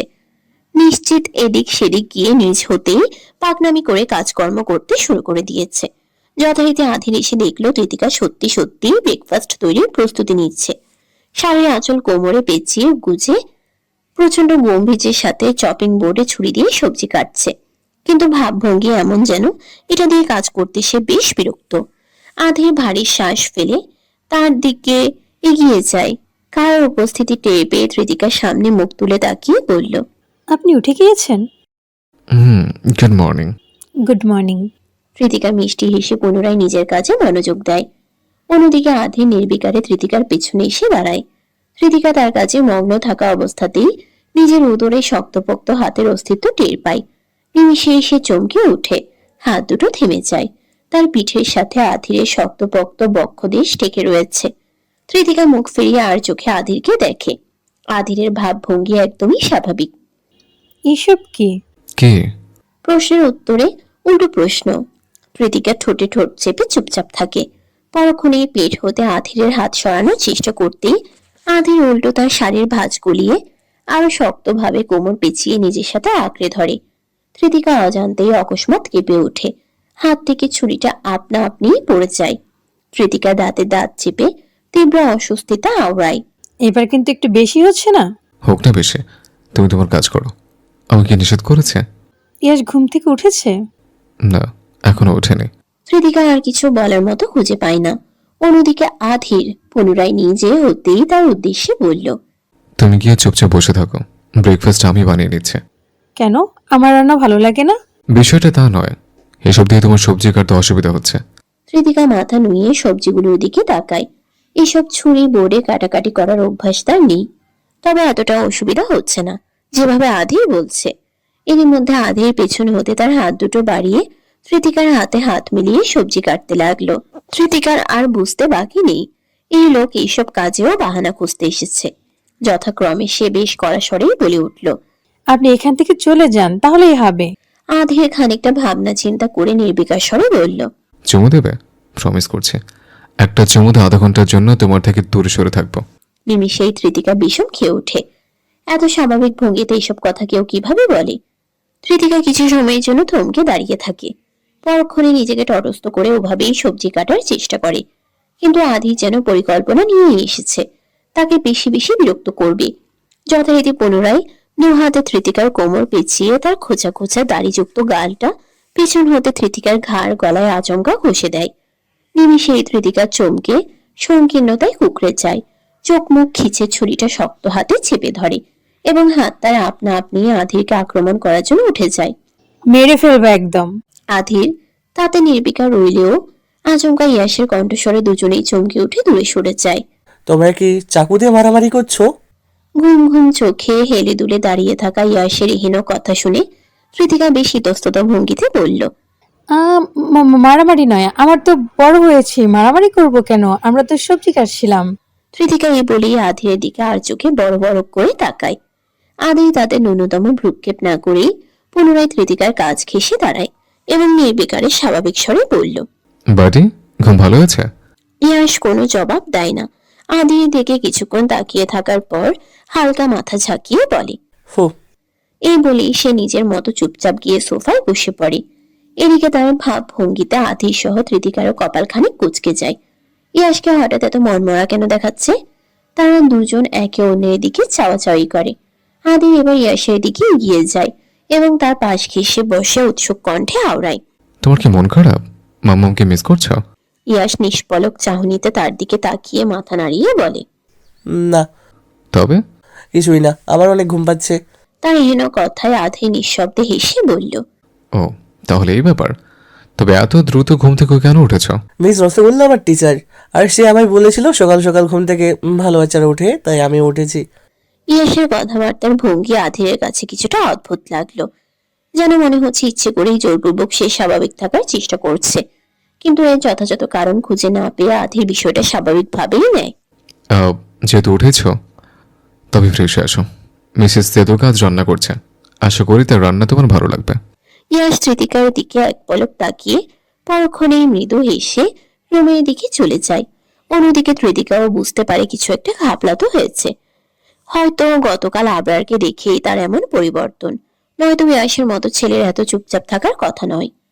তিনজনে মিলে খেতে বসেছে। তৃতিকা ইয়াসকে খাইয়ে দিচ্ছে, সাথে নিজেও খাচ্ছে। অন্যদিকে আধির আর চোখে দুজনকে নির্বিকারে তাকিয়ে দেখছে। খাওয়া দাওয়ার মাঝ পর্যায়ে আধির দুজনের উদ্দেশ্যে গম্ভীর্যের সহিত আওড়ায়, তোমাদের হাবভাব দেখে তো মনে হচ্ছে না আজ আর দুজনে স্কুলে ভার্সিটিতে যাবে। এই কথায় দুজনে আধিরের দিকে মুখ তুলে তাকায়। ইয়াস কিছু না বললেও তৃতিকা খানিক ইতস্তত ভঙ্গিতে বলল, আজ তো ইয়াস আছে, আগামীকাল থেকে যাব। আধির দুজনকে আবারও এক পলক দেখে নিয়ে বলল, দুজনে ভালোই ফাঁকিবাজ হয়ে গিয়েছ। যাই হোক, আজ কিন্তু অফিসে যেতে হবে। কিন্তু ইয়াস, ও কি তবে বাড়িতে? না, বাড়িতে না হয় পরে যাবে, আর অফিসে আজ আমাদের সাথেই যাক। আদিনের এহেন কথাতে তৃতিকা বেশ খুশি হলেও ইয়াসের মাঝে তেমন কোনো প্রতিক্রিয়া নেই। এবারও দুজন তার নিস্তব্ধতার কারণটা ঠিক বুঝে উঠতে পারল না। তিনজনে একসাথে গাড়ি করে অফিসে এসেছে। তবে আধের আগে আগেই ভিতরে চলে গেলেও তৃতিকা আর ইয়াস ধীরে সুস্থে এগিয়ে যায়। দুজনে তাদের নির্দিষ্ট গন্তব্যে পৌঁছে সোজা আধের কেবিনে চলে যায়। আজ দুপুরে শিফটের আগেই তারা চলে এসেছে। তবে তৃতিকার কিছুটা অস্বস্তি হচ্ছে শাড়ি পরে আসায়। নিজেকে কেমন যেন অদ্ভুত লাগছে, অথচ বাস্তবে এহেন সাদা ও হালকা আকাশি রঙের শাড়িতে তাকে বেশ মানিয়েছে। তবুও নিজেকে সামলে নিয়ে ইয়াসকে সাথে নিয়ে আধিরের কেবিনে প্রবেশ করে। আধির রফিক সাহেবকে ডেকে ইয়াসকে নিয়ে আশেপাশে ঘুরিয়ে আনতে বলে। রফিক ইয়াসকে নিয়ে কেবিন হতে বেরিয়ে যেতেই তৃতিকাও বেরিয়ে আসার জন্য পা বাড়ায়, কিন্তু আচমকা আধির তাকে ডেকে বলে, স্মৃতি এদিকে এসো। তৃতিকা ভাবলো আদির হয়তো নতুন কোনো কাজ বুঝিয়ে দেবে, কিন্তু না, সে এমন কিছু না করে পুনরায় তাকে অস্বস্তিতে ফেলে দেয়। তৃতিকা আধিরের কাছে এগিয়ে যেতেই গম্ভীর্যের সহিত বসে থাকা আধির আচমকা তার হাত টেনে নিয়ে নিজের উরুতে বসিয়ে দেয়। তৃতিকা পড়ে যেতে নিয়েও আধিরকে দু হাতে শক্ত করে চেপে ধরে সামলায়। পরক্ষণেই আধিরের দিকে বিস্ময়ের চাহনিতে তাকিয়ে বলে, এসব কি শুরু করেছেন? অফিস এটা। আদির এক হাতে শক্ত করে ধৃতিকার কোমর পেঁচিয়ে নিজের সাথে মিশিয়ে নেয় এবং অন্য হাতে টেবিলের উপরে রাখা ফাইল নির্বিকারে চেক করতে করতে আওড়ায়। চুপচাপ বসে থাকো। এটা বাড়ি নাকি অফিস তা নিয়ে তোমায় ভাবতে হবে না। ভাবতে হবে না মানে? আমি এভাবে কি করে? আমার পাগলামি করেছেন আপনি? তুমি পাকনামি করো না, তাহলেই হবে। ধৃতিকা অস্বস্তি নিয়ে আশেপাশে তাকাচ্ছে। এই রুম হতে বাহিরের সবকিছু কিংবা সবাইকে দেখা গেলেও বাইরের কেউ তো আর দেখতে পায় না, কিন্তু ক্লাসের বাইরে থাকা লোকজনদের দেখে ধৃতিকার গলা শুকিয়ে আসছে। যতই হোক, কেউ এসে এই অবস্থায় দেখে ফেললে কেমন বিব্রতকর পরিস্থিতিতে পড়তে হবে। এরই মধ্যে আধির ফাইলটা পাশে সরিয়ে রেখে ধৃতিকার দিকে তাকায়। দুজনের ক্ষীণ দূরত্বে ধৃতিকা ঘাবড়ে রইলেও আদি নিষ্পৃহে তার দিকে তাকিয়ে রয়। ধৃতিকার রেশমের ন্যায় এক গোছা চুল তার বুকের আশেপাশে ছড়িয়ে ছিটিয়ে রয়েছে। আধির বিশেষ কিছু বলার জন্য উদ্বিগ্ন, তবে সে কিছু বলার পূর্বেই আচমকা দরজাটায় খট করে শব্দ হয়। স্যার, আসবো? দরজাটা খোলা ছিল বিধায় যারা এই বলতে না বলতেই আচমকা দরজা ঠেলে ভেতরে প্রবেশ করে। তবে কয়েক পা এগিয়ে যেতে আচমকা সে থমকে যায়। চোখ বড় বড় করে কিছুক্ষণ আধিরা ধৃতিকার দিকে তাকিয়ে থাকে। ধৃতিকা এই মুহূর্তে যারাকে দেখে সম্পূর্ণ হতভম্ব। অন্যদিকে আধি কিছুটা বিরক্ত হয়ে কিছু বলবে তার পূর্বেই যারা নিজেকে তটস্থ করে বলে উঠল, সরি সরি স্যার, আপনাদের ডিস্টার্ব করার জন্য I am really so sorry. আমি তো ফাইলগুলো, আচ্ছা আমি পরে আসছি।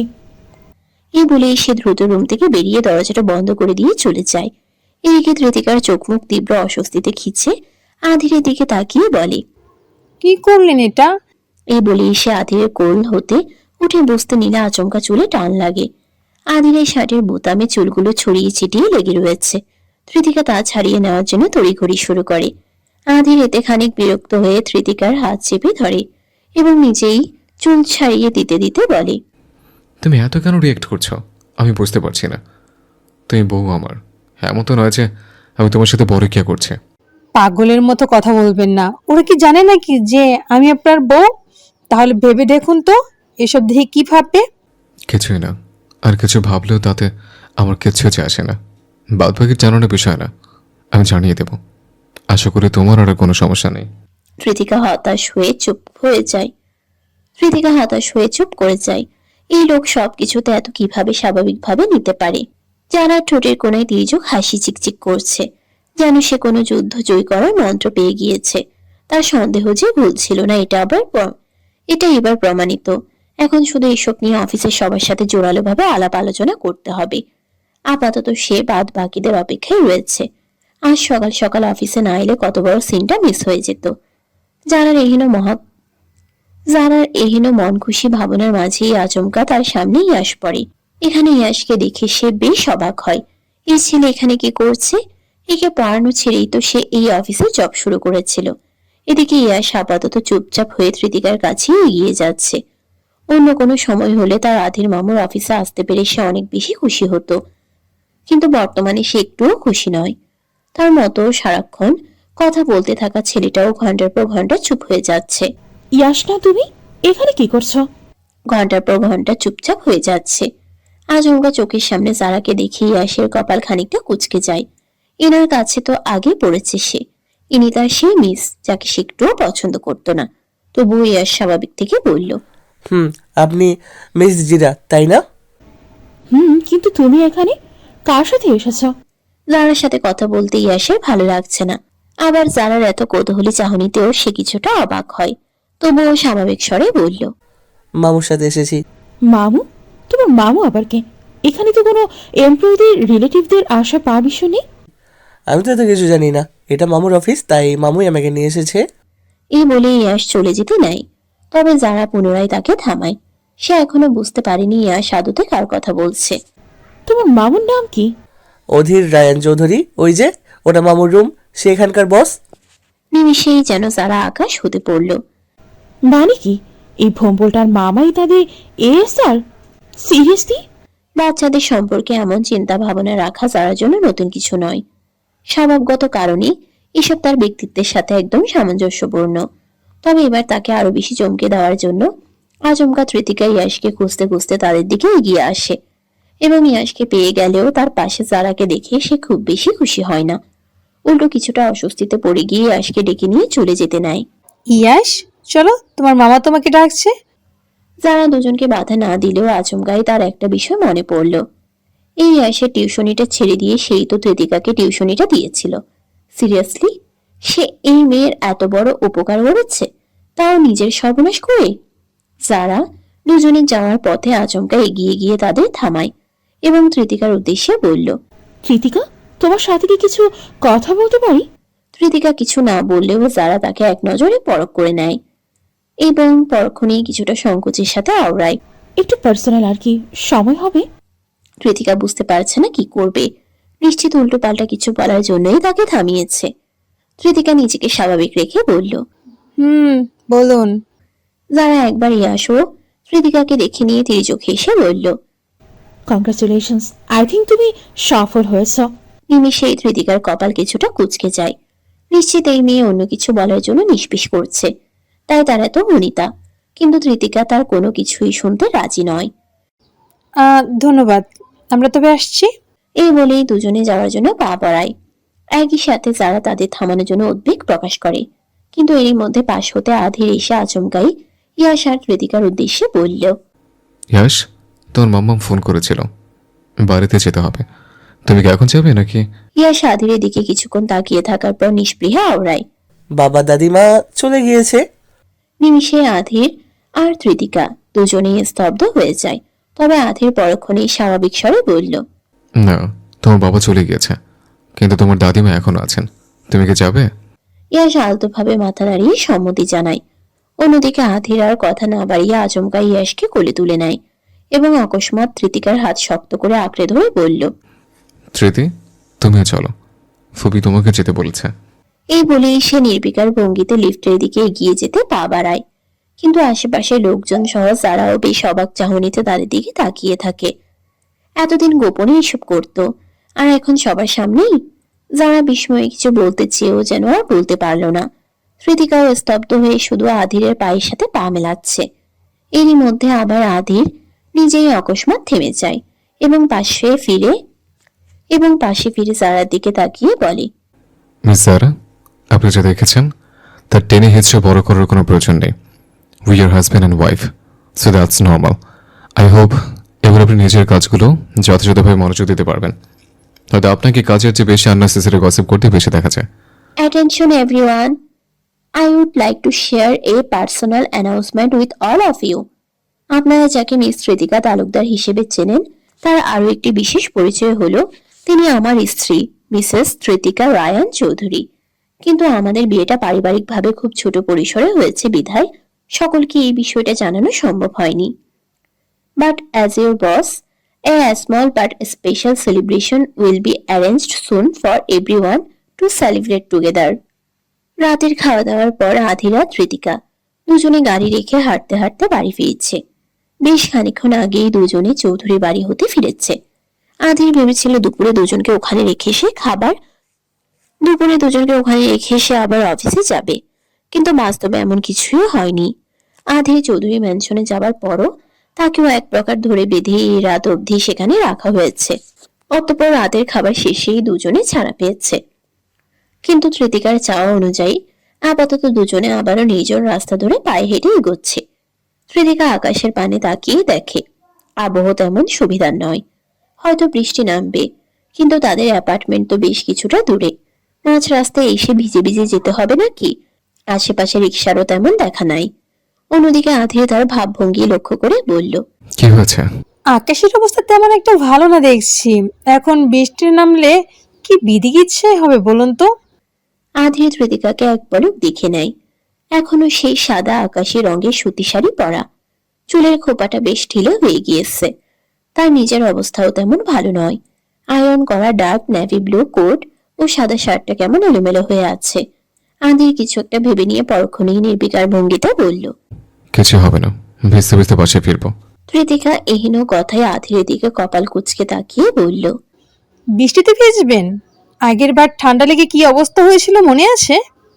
মনে থাকবে না কেন? অসুস্থ হয়েছিলাম, পরে সুস্থ হয়েছে। আপনার কি সব বিষয়ে আমার সাথে মশকরা করা জরুরি? তা কেন হবে?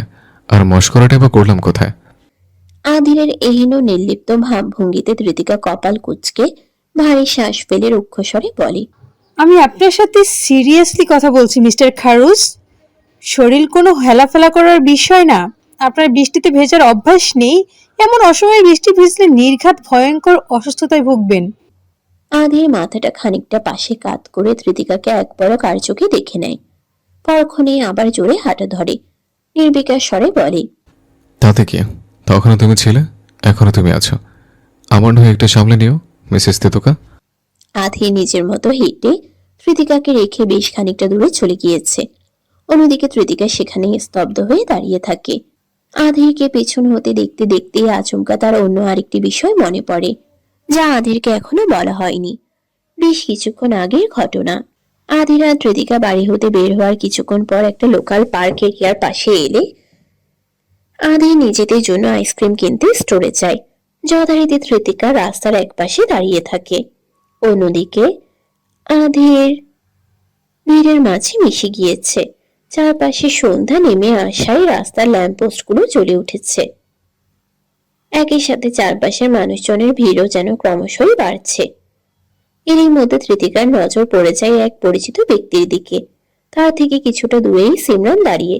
অনেকদিন পর তার দেখা পেয়ে ধৃতিকা অনেক বেশি খুশি হলো।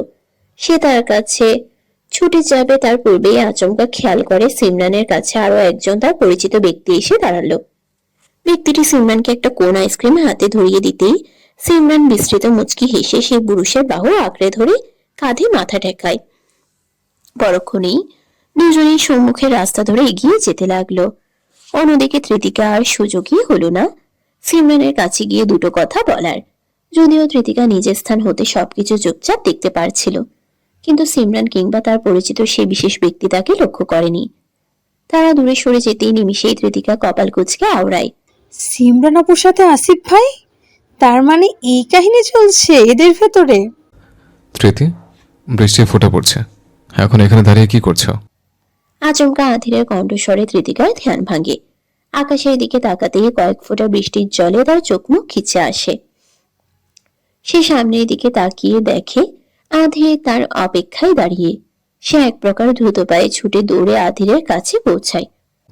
আরে আস্তে আস্তে। ধৃতিকার তড়িঘড়িতে আধির তাকে শান্ত হতে বললেও ধৃতিকা চিন্তিত স্বরে বলল, এখন কি হবে? ছাড়া তো নেই। চলো ভিজতে ভিজতে যাই। পাগল নাকি? ঠান্ডা লেগে যাবে আপনার। বেশি কথা না বলে চুপচাপ বলো, আর বৃষ্টিতে ভিজতে তোমার কোনো অসুবিধা হবে কিনা তা বলো। ধৃতিকা আধিরের দৃঢ় অভিব্যক্তিতে বেশ হতাশ হয়। যে যখন ধরেছে তখন নিশ্চিত ভিজেই যাবে। তবুও সে কিছুটা নিমজ্জিত স্বরে আওড়ায়। তবে আর কি, আপনার কথাই থাক। এই বলেই ধৃতিকা নিজ ইচ্ছেতে আধিরের বাহু আঁকড়ে ধরে কাঁধে মাথা ঠেকায়। আধির এতে কিছুটা অবাক হলেও পরক্ষণেই নিঃশব্দে বিস্তৃত মুচকি হাসে। অন্যদিকে অসময়ে বৃষ্টির বেগ ধীরে ধীরে বেড়ে গিয়ে তাদের হালকা ছিটে ফোঁটা দিয়ে ভিজিয়ে দিচ্ছে। তবুও তারা দুজন নির্বিকারে পায়ে পা মিলিয়ে এগিয়ে যায়। আচ্ছা, একটা বিষয় কিছু জানার ছিল।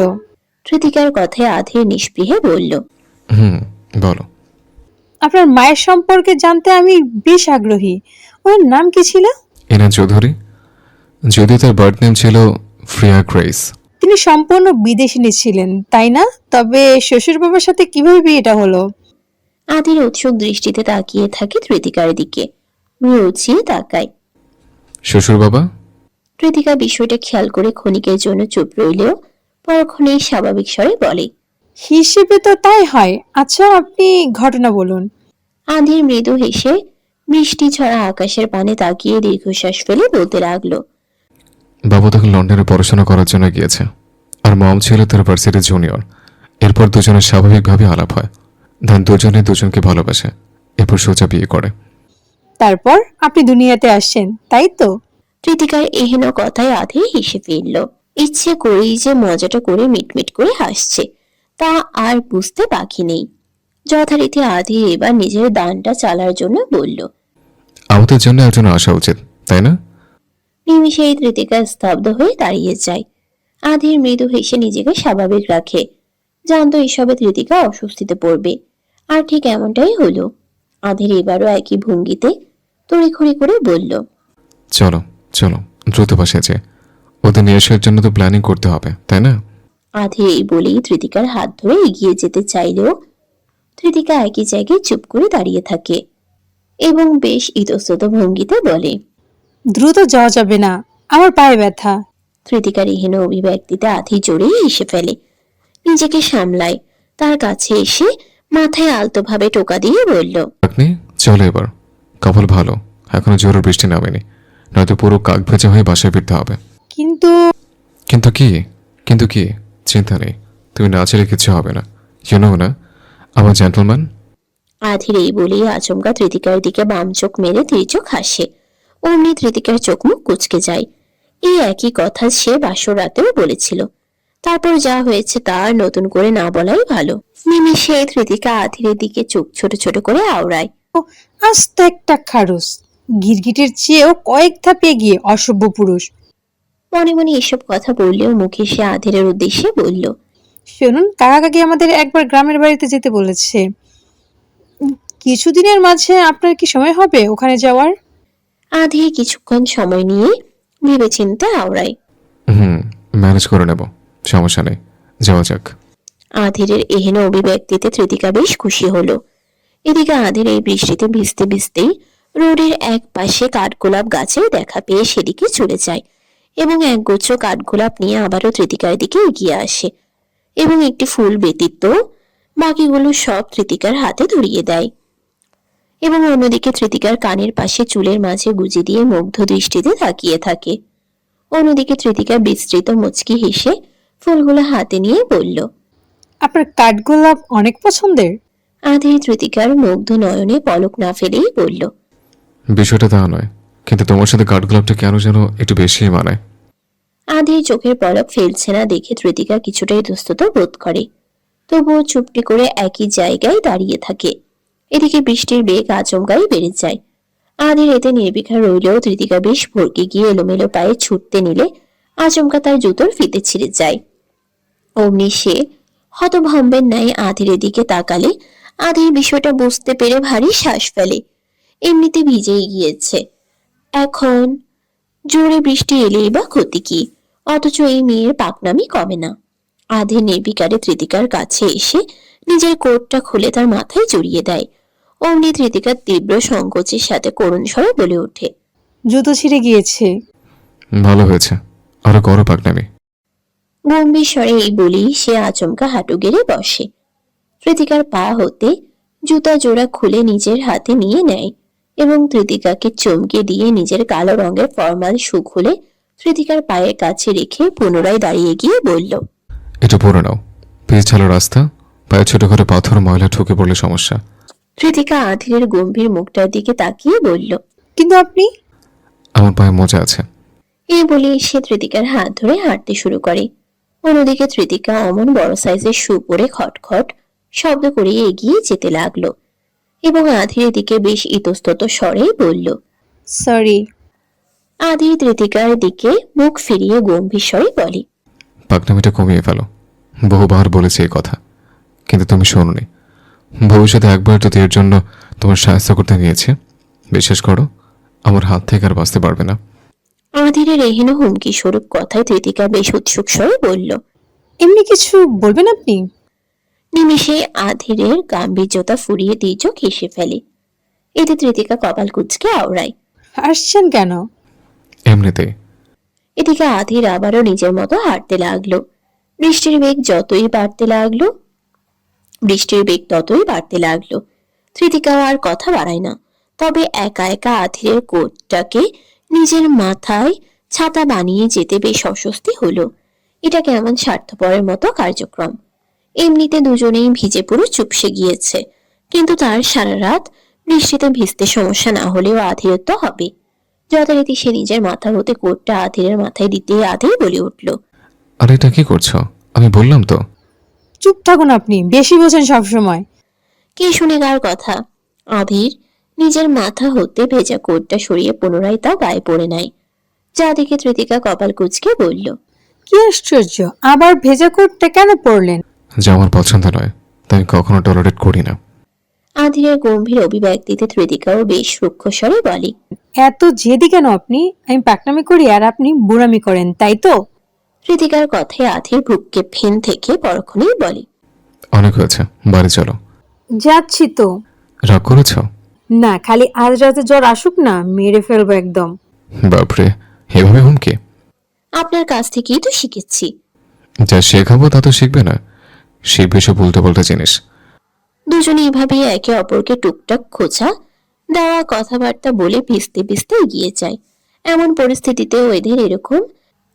পরিস্থিতিতেও এদের এমন হাব ভাব সামনাসামনি দেখে হয়তো যে কেউ অবাক হবে। এক পর্যায়ে এসে দুজনেই কিছুক্ষণের জন্য থেমে যায়। তবে পরক্ষণেই আবার কৃতিকা স্বাভাবিক হয়ে বলল, আপনি আশিকি মুভি দেখেছেন? আধীর নির্বিকারে গম্ভীর স্বরে উত্তর দেয়। আমার মুভি দেখার সময় নেই। কৃতিকা মুখ ভেঙছে আধীরকে এক পলক বাঁকা নজরে দেখে নিয়ে পুনরায় মুখ ফিরিয়ে নেয়। অন্যদিকে আধীর এবার কিছুটা উৎসুক, তবে নিরেট কণ্ঠে আবারও তার উদ্দেশ্যে বলল, কোন এক মুভিতে কি আছে? জানি না।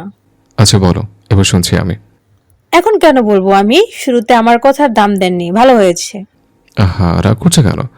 আমাদের ঝগড়া তো একটু আগেই শেষ হলো, তাই না? কিন্তু আপনি আবার শুরু করেছেন। কৃতিকার হাব ভাবে আধীর ভারী শ্বাস ফেলে। আচ্ছা সরি, সব দোষ আমার। এখন বলো। কৃতিকা আধীরের দিকে তাকিয়ে বলল, মিথ্যে সরির প্রয়োজন নেই, কারণ একটু দোষ আমারও ছিল। আচ্ছা, ওইটা দোষ মাফ করে দিলাম। এবার বলো, কি বলতে চাইছিলে? বলবো না। এবার কৃতিকার নির্লিপ্ততায় আধীর বেশ বিরক্ত হলো।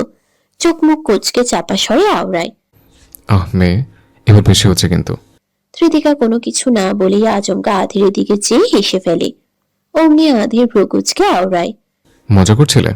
কৃতিকা এবারও কিছু বলে না, বরং হেসে হেসে আওড়ায়। ও মুভিতে একটা সিন আছে যেখানে রাতে এইভাবে চারপাশে অনেক বৃষ্টি হয় আর নায়ক নায়িকা রাস্তার মাঝে দাঁড়িয়ে অকাজ করে। আকাশ বলতে কি বোঝাচ্ছ? আধীরের গম্ভীর উৎসুক কণ্ঠস্বরে কৃতিকা কিছুটা ইতস্তত ভঙ্গিতে বলে। মানে ওটে আর কি। নিমিষেই আধীরের কপাল কিছুটা কুঁচকে যায় এবং সে কিছু একটা ভেবে নিয়ে গম্ভীর স্বরে বলে ওঠে, সিরিয়াসলি? রাস্তার মাঝে ওসব করে? আর তার চেয়ে বড় কথা, এসব ফালতু মুভি তুমি দেখো? নিমিষেই কৃতিকা বিষম খেয়ে ওঠে। হ্যাঁ, এই মুভিতে কিছু উল্টোপাল্টা দৃশ্য রয়েছে, তাই বলে এতটাও ফালতু নয় যেভাবে আধীর বলছে। তবে আধীরের ভাবভঙ্গি পরখ করে কৃতিকা কিছু একটা ভাবতেই আবারও বিষম খেয়ে ওঠে। এমনি আধীরের বুকের এক পাশে আলতো ভাবে ঘুষি মেরে বলে, ইস, কত জঘন্য আপনি! কত দূর ভাবতে আপনাকে কে বলেছে? আমি অকাজ বলতে মানে রাস্তায় দাঁড়িয়ে দুজন বৃষ্টির মাঝে জ্যাকেটের নিচে নিজের মুখ থেকে চুমু খায়। কৃতিকা এটুকু কথা বলতেই এত বেশি অস্বস্তি বোধ করছে দেখে আধীর বেশ হতাশ হলো। এটা আগে বললেই তো হতো, নয়তো সে কিসব ভেবে নিয়েছিল। কৃতিকা মাথা নুইয়ে চুপচাপ হাঁটছে। তবে আচমকা আধীর তাকে থামিয়ে দিয়ে বলল, চলো আমরাও করি। কি? অকস্মাৎ আধীরের এহেন কথা শুনে কৃতিকা পাশে ফিরে। আধীর বিস্তৃত হেসে কৃতিকার দিকে তার জুতো জোড়া ধরিয়ে দিয়ে বলল, ধরে এগুলা। কি করতে চাইছেন আপনি? আধীর কৃতিকার প্রশ্নের জবাব না দিয়েই আচমকা নিজের ভেজা কোটটা পুনরায় খুলে নেয়, যা দেখে নিমিষেই কৃতিকা কিঞ্চিত ঢোক গেলে। হাব ভাব তো সুবিধা ঠেকছে না। এরই মধ্যে আধীর আচমকা কৃতিকার কোমর টেনে নিজের সাথে মিশিয়ে দাঁড় করায়। কৃতিকা নিজেকে সামলাতে না পেরে সোজা তার বুকের উপর আছড়ে পড়ে। অনবরত বৃষ্টির তোপে দুজনের চুল বেয়ে পানি এত বেশি ঝরছে যে ঠিকমতো দুজন দুজনের দিকে তাকিয়ে থাকতেও পারছে না। এর মধ্যে আধীর তার কোটটা দিয়ে নিজ সহ কৃতিকার মাথায় চড়িয়ে নিজেদের আড়াল করে নেয়।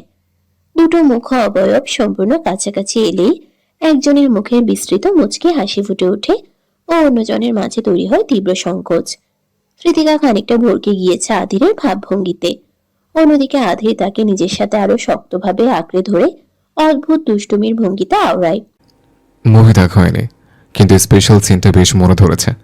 রাতে নেমেছে, চারপাশে বৃষ্টি হচ্ছে, হাতের কাছে পার্সোনাল প্রেমিকা ওরফে পাকনি বউ আছে, আর সাথে আমার মোটও আছে। তবে এত দেরি না করে প্রকৃতিকে সাক্ষী রেখে সুযোগটা লোভী নেওয়াই অতি উত্তম। যেমনি বলা অমনি কাজ।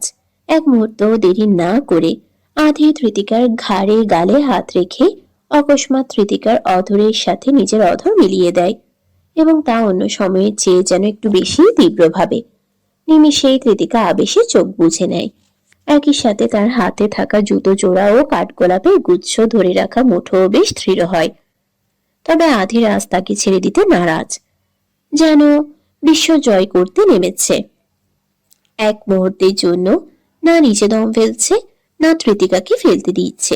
একই সাথে আবার তাদের জন্য যেন বৃষ্টির বেগ আরো তীব্র হয়। এবার যেন সোজা ঝড় আসতে চলেছে, অথচ দুজনের মাঝে যে ঝড় উঠেছে তা যেন এই প্রকৃতির ঝড়ের কাছে নিছকই সামান্য। তৃতিকা হাঁপিয়ে উঠলেও আধির তাকে একদমই ছাড়ে না। দুজনের এই ঘনিষ্ঠ মুহূর্ত ঠিক কতক্ষণ স্থায়ী হয় তা অজানাই রয়ে যায়। কিন্তু আজ আবারও এই দুটো অসম অতৃপ্ত অস্তিত্ব নিজেদের তৃপ্ত করতে মরিয়া। দেখতে দেখতে বেশ কয়েকটি বছর পেরিয়ে গেল। এই ক্ষণস্থায়ী জীবনের পরতে পরতে কত ঋতুর আগমন আর প্রস্থান হলো। কখনো শরতের মেঘ ঢেকে গিয়েছে হৃদয়ের আকাশ, আবার কখনো বসন্তের ফুলে মত্ত হয়েছে সমগ্র অস্তিত্ব। একই সাথে নিঃশব্দে বদলে গিয়েছে অনেক কিছুই। তবু ভালোবাসার সুতাটি রয়ে গেছে অক্ষত, নীরব, অথচ দীপ্ত। আজ ছুটির দিন, কিন্তু তৃতিকার কোনো ছুটি নেই। সকাল সকাল তৃতিকা খাবারের প্লেট হাতে নিয়ে এদিক ওদিক ছোটাছুটি করছে। তার সিল্কি চুলের বড়সড় খোপাটাও আলগা হয়ে নুয়ে পড়েছে। পরনে নীল রঙের সুতির শাড়ি, আঁচলটা কোনো মতে কোমরে পেঁচিয়ে একপাশে গুজে রেখেছে। বিয়ের কিছুদিন পরই আধি তাকে একসাথে 37টা নীল রঙের শাড়ি দিয়েছিল, যার প্রতিটি ছিল বিভিন্ন রকমের ডিজাইন কিংবা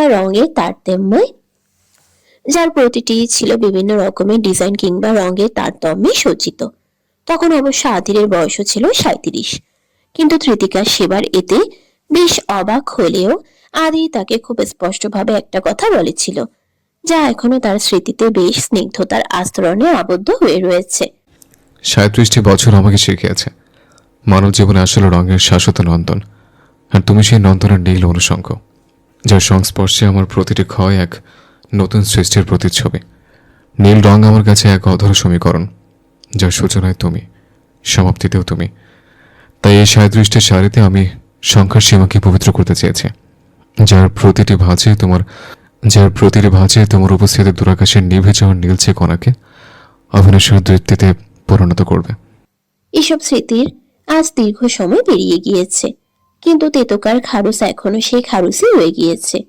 তৃতিকাও বদলায়নি একটুও, শুধু বয়সের সাথে সাথে কাঁধে দায়িত্বের পরিমাণটাও খানিকটা বেড়েছে। বর্তমানে তার চোখে মুখে হতাশা ও কিছুটা বিরক্তির ছাপ। কত কাজ পড়ে আছে, আর এখন তাকে খাবার নিয়ে ছুটতে হচ্ছে এই বিচ্ছুটার পেছনে। বাপটাও যেমন, মেয়েটাও তেমন। তৃতিকার ভাবনা মতে বিষয়টা এমনই। অবশ্য বাপের আশকারাতেই তো এইটুকু মেয়ের এখনই এই দশা হয়েছে। আধিকা, দাঁড়াও বলছি, সেই 1 ঘন্টা ধরে তোমার পেছন পেছন ছুটছি আমি। এবার কিন্তু আমি সব ছেড়ে ছুড়ে চলে যাব। পুরো চৌধুরী বাড়িতে এভাবেই চিল্লাতে চিল্লাতে ছুটতে হচ্ছে তৃতিকাকে। অন্যদিকে একটা 4 বছরের পিচ্চি বাচ্চা ওরফে বিচ্ছু এদিক সেদিক ইচ্ছে মতো দৌড়াচ্ছে। পরনে তার সাদা রঙের গাউন, মাথার 1 আঙ্গুল সমান ডার্ক ব্রাউন কালারের চুলগুলো 4 থেকে 5টা ঝুটি করে তাল গাছের মতো করে বাঁধা। তবে বাচ্চা মেয়েটির চাল চলনে যে চঞ্চলতা, টোল পড়া ফর্সা গালে যে উচ্ছ্বাস ও প্রাণ খোলা হাসি ফুটে উঠেছে, তা নিতান্তই মনোমুগ্ধকর, চমৎকার। আধিকা ইনাম চৌধুরী, মিস্টার খারুস আর মিসেস তেতকার ভালোবাসার অস্তিত্বে ভরা এক নতুন প্রাণ সে। দুজনের ভালোবাসায় সে তার মায়ের গর্ভে আসে আজ থেকে 5 বছর পূর্বে। আধির আর তৃতিকা সেবার তৃতিকার গ্রামের বাড়িতে গিয়েছিল। তখন তৃতিকার জমি জমা সহ বাদ বাকি সম্পত্তি সে তার নিজ ইচ্ছেতেই তার বড় কাকা কাকি এবং কিছুটা অংশ বাদ বাকি চাচাদের মাঝে ভাগাভাগি করে দিয়ে আসে। এটা আধিরও তাকে পুরোদমে সাপোর্ট দেয়, কিন্তু ফেরার সময় গর্ভে নিয়ে আসে তাদের ভালোবাসার নতুন অস্তিত্বকে। আধিকা ইনান মায়ের কাছে ভীষণ দুষ্টু বলে পরিচিত হলেও বাবার জন্য সেই সবকিছু। এক কথায় আধির তাকে তার নিজের জীবনের চেয়েও বহুগুণে ভালোবাসে। যথারীতি আধির ও তৃতিকা নামে যোজন বিয়োজন করে তাদের এই নতুন অস্তিত্বের নাম রাখা হয়েছে আধিকা, এবং আধিরের মায়ের নামের সাথে মিলিয়ে হয়েছে আধিকা ইনান চৌধুরী। কেননা আধির সহ অনেকেই মনে করে সে দেখতে নাকি একদমই আধিরের মা ইনান চৌধুরীর মতোই। আধিকা শুধু তার বাবা নয়, বরং এই চৌধুরী বাড়ির সকলেরই অত্যন্ত প্রিয় একজন সদস্য। যথারীতি সে তার মায়ের কাছে অনেক বেশি প্রিয়। কিন্তু তাতে কি, তার মা তো খাঁটি বাঙালি, তার মতো এত দুষ্ট মেয়ের কাছে তো আর এই বাঙালি মা সহজেই তার ভালোবাসার বহিঃপ্রকাশ করবে না। কিন্তু এই নিয়ে ধৃতিকা কারো কাছে কিছু বলতেও পারে না, বিশেষ করে আধিরের কাছে। মেয়ে ইনানের অতিরিক্ত চঞ্চলতা পাকনামির জন্য যখনই ধৃতিকা কিছু বলতে চায়, অমনি আধির তার মুখের উপর বলে দেয়। এতে আমার মেয়ের কোনো দোষ নেই, সব দোষ তোমার। আয়নার সামনে গিয়ে একবার নিজেকে দেখো। তুমি কি পাকনামি করে আমার জীবনে কম জ্বালিয়েছ? শেষ এমনই এক কথায়, দুই কথায় পরক্ষণেই শুরু হয়ে যায় দুজনের তুমুল ঝগড়া। বাড়িতে এতগুলো মানুষ থেকেও আর তখন কোনো কাজ হয় না। তাদের এত বছরের এই দাম্পত্য জীবনে সবচেয়ে বড় যে পরিবর্তন এসেছে তা হলো হুটহাট যখন তখন দুজনের ঝগড়া লেগে যাওয়া। যে মুহূর্তে তাদের মধ্যে এই অসম বয়সের কোনো বালাই থাকে না, কে কত ছোট কিংবা কে কত বড় এসব দেখার বিষয় নয়। তুমুল এক ঝগড়া শেষে দুজনেই মুখ গুমড়ো করে বসে থাকে। এমনকি কেউ কারোর সাথে ঠিকমতো কথাও বলে না। কিন্তু এর চেয়েও বেশি অবাক করার বিষয় হলো যখনই খাওয়ার সময় হয় তখন আদিকা সহ আধিরকেও ধৃতিকা নিজ হাতে খাইয়ে দিতে হয়। অথচ খাবার খাওয়ার পুরোটা সময় কেউই কারো দিকে ঠিকমতো ফিরেও তাকায় না, আর না একটা কথা বলে, এবং তাদের এই মান অভিমানের খেলা শেষ হয় ঠিক সন্ধ্যার পর। রাতের খাবারের পর আধির সর্বদা উৎসুক করে, অন্যদিকে ধৃতিকাও যতই ভাব ধরে থাকুক না কেন শেষে গিয়ে আধিরের কাছেই ঘেঁষে বসে। অতঃপর বিয়ের রাতে ধৃতিকার চাওয়া অনুযায়ী কথা রাখতে দুজনে প্রতিবারের মতো বেরিয়ে পড়ে নির্জন রাস্তায় হাঁটতে। এভাবেই বেশ সুখে শান্তিতে মান অভিমান নিয়েই দুজনে জীবন কাটছে। আদিকাকে সবাই বোঝানোর চেষ্টা করছে বাড়িতে ঈশানী হাফসা দুজনেই রয়েছে, ইয়াশও রয়েছে, তবে সে বর্তমানে তার নিজের ঘরে। অন্যদিকে আদিকা কারো কথা না শুনে সোজা তার বাবার কাছে যাওয়ার জন্য ছুটল। ওখানে গেলেই মায়ের হাত থেকে বাঁচতে পারবে। আধির জানালার পাশেই চেয়ারে পায়ের উপর পা তুলে বসে গম্ভীর সহিত নিউজ পেপার পড়ছে। পরনে তার সাদা রঙের পাঞ্জাবি। বয়স বেড়ে কবে সেই 40-এ পেরিয়েছে, তবুও যেন গম্ভীর মুখ আধির রায়ান চৌধুরীর সৌন্দর্যের দিক হতে একই রয়ে গিয়েছে। রাস্তাঘাটে চলতে ফিরতে এখনো হাঁটুর বয়সী মেয়েদের বিশেষ নজরে পড়তে হয়। আধির তার নিজের ধ্যানে মগ্ন রয়েছে, তবে আচমকা কারো কণ্ঠস্বরে তার ধ্যান ভাঙে। পেপারটা ভাঁজ করে গুছিয়ে রাখছে এমন মুহূর্তেই অকস্মাৎ আধিকা রুমের ভেতর দৌড়ে প্রবেশ করে চিল্লিয়ে বলে ওঠে, এই বলেই সে সোজা আধিরের কোলে চড়ে তাকে ঝাপটি জড়িয়ে ধরে। আধির তাকে দু হাতে নিজের সাথে আগলে জড়িয়ে ধরে বলে, ইনান, কি হয়েছে মা? আমার মাম্মাম তোমায় বকা দিয়েছে? আধিরের অভিব্যক্তিতে আধিকা আরো বেশি আহ্লাদি হয়ে ওঠে। বাবার বুক হতে মাথা তুলে মাথা ঝাঁকিয়ে ঠোঁট উল্টে আওড়ায়। কিন্তু তুমি এমন কি করেছো যার কারণে তোমার মা এত রেগে গিয়েছে? আধিরের উৎসুক দৃষ্টিতে আধিকা তার চোখে চোখ মিলিয়ে নিজের ছোট ছোট হাত দিয়ে আধিরের গাল দুটো আগলে চেপে ধরে বলে, বিচার করো বাবা, আমি কিচ্ছু করিনি, মামি তো ছোট ছোট। আদিকা, কোথায় তুমি? তুমি কি ভেবেছো বাপের কাছে গেলে আমার হাত থেকে ছাড়া পাবে? তুমি যদি আমার কথা না শুনছো তবে। ঋতিকা বেশ ক্ষিপ্ত হয়ে রুমের ভিতরে প্রবেশ করে, হাতে এখনো তার মাখানো খাবারের প্লেট। অন্যদিকে আধিকা ঋতিকার কথায় চমকে ওঠে, পুনরায় আধিরকে শক্ত করে জড়িয়ে ধরে বলল, পাপা কিছু করো। আধির মাথা তুলে ঋতিকাকে দেখে, তার হাব ভাবে নিমিষেই কপাল কুঁচকে ফেলে। তবে সে কিছু বলার আগেই ঋতিকা তাদের কাছে গিয়ে এসে জোর গলায় বলে, এদিকে আসো বলছি, আজ পুরোটা না খেলে দেখো আমি তোমার কি করি। না মামি, আমি খাবো না ওগুলো। আবার মামি? কিসের মামি? বলছি না আমাকে সোজা মা বলে ডাকবে। আহ, বাচ্চা তো, এনে তো রাগ করছো কেন?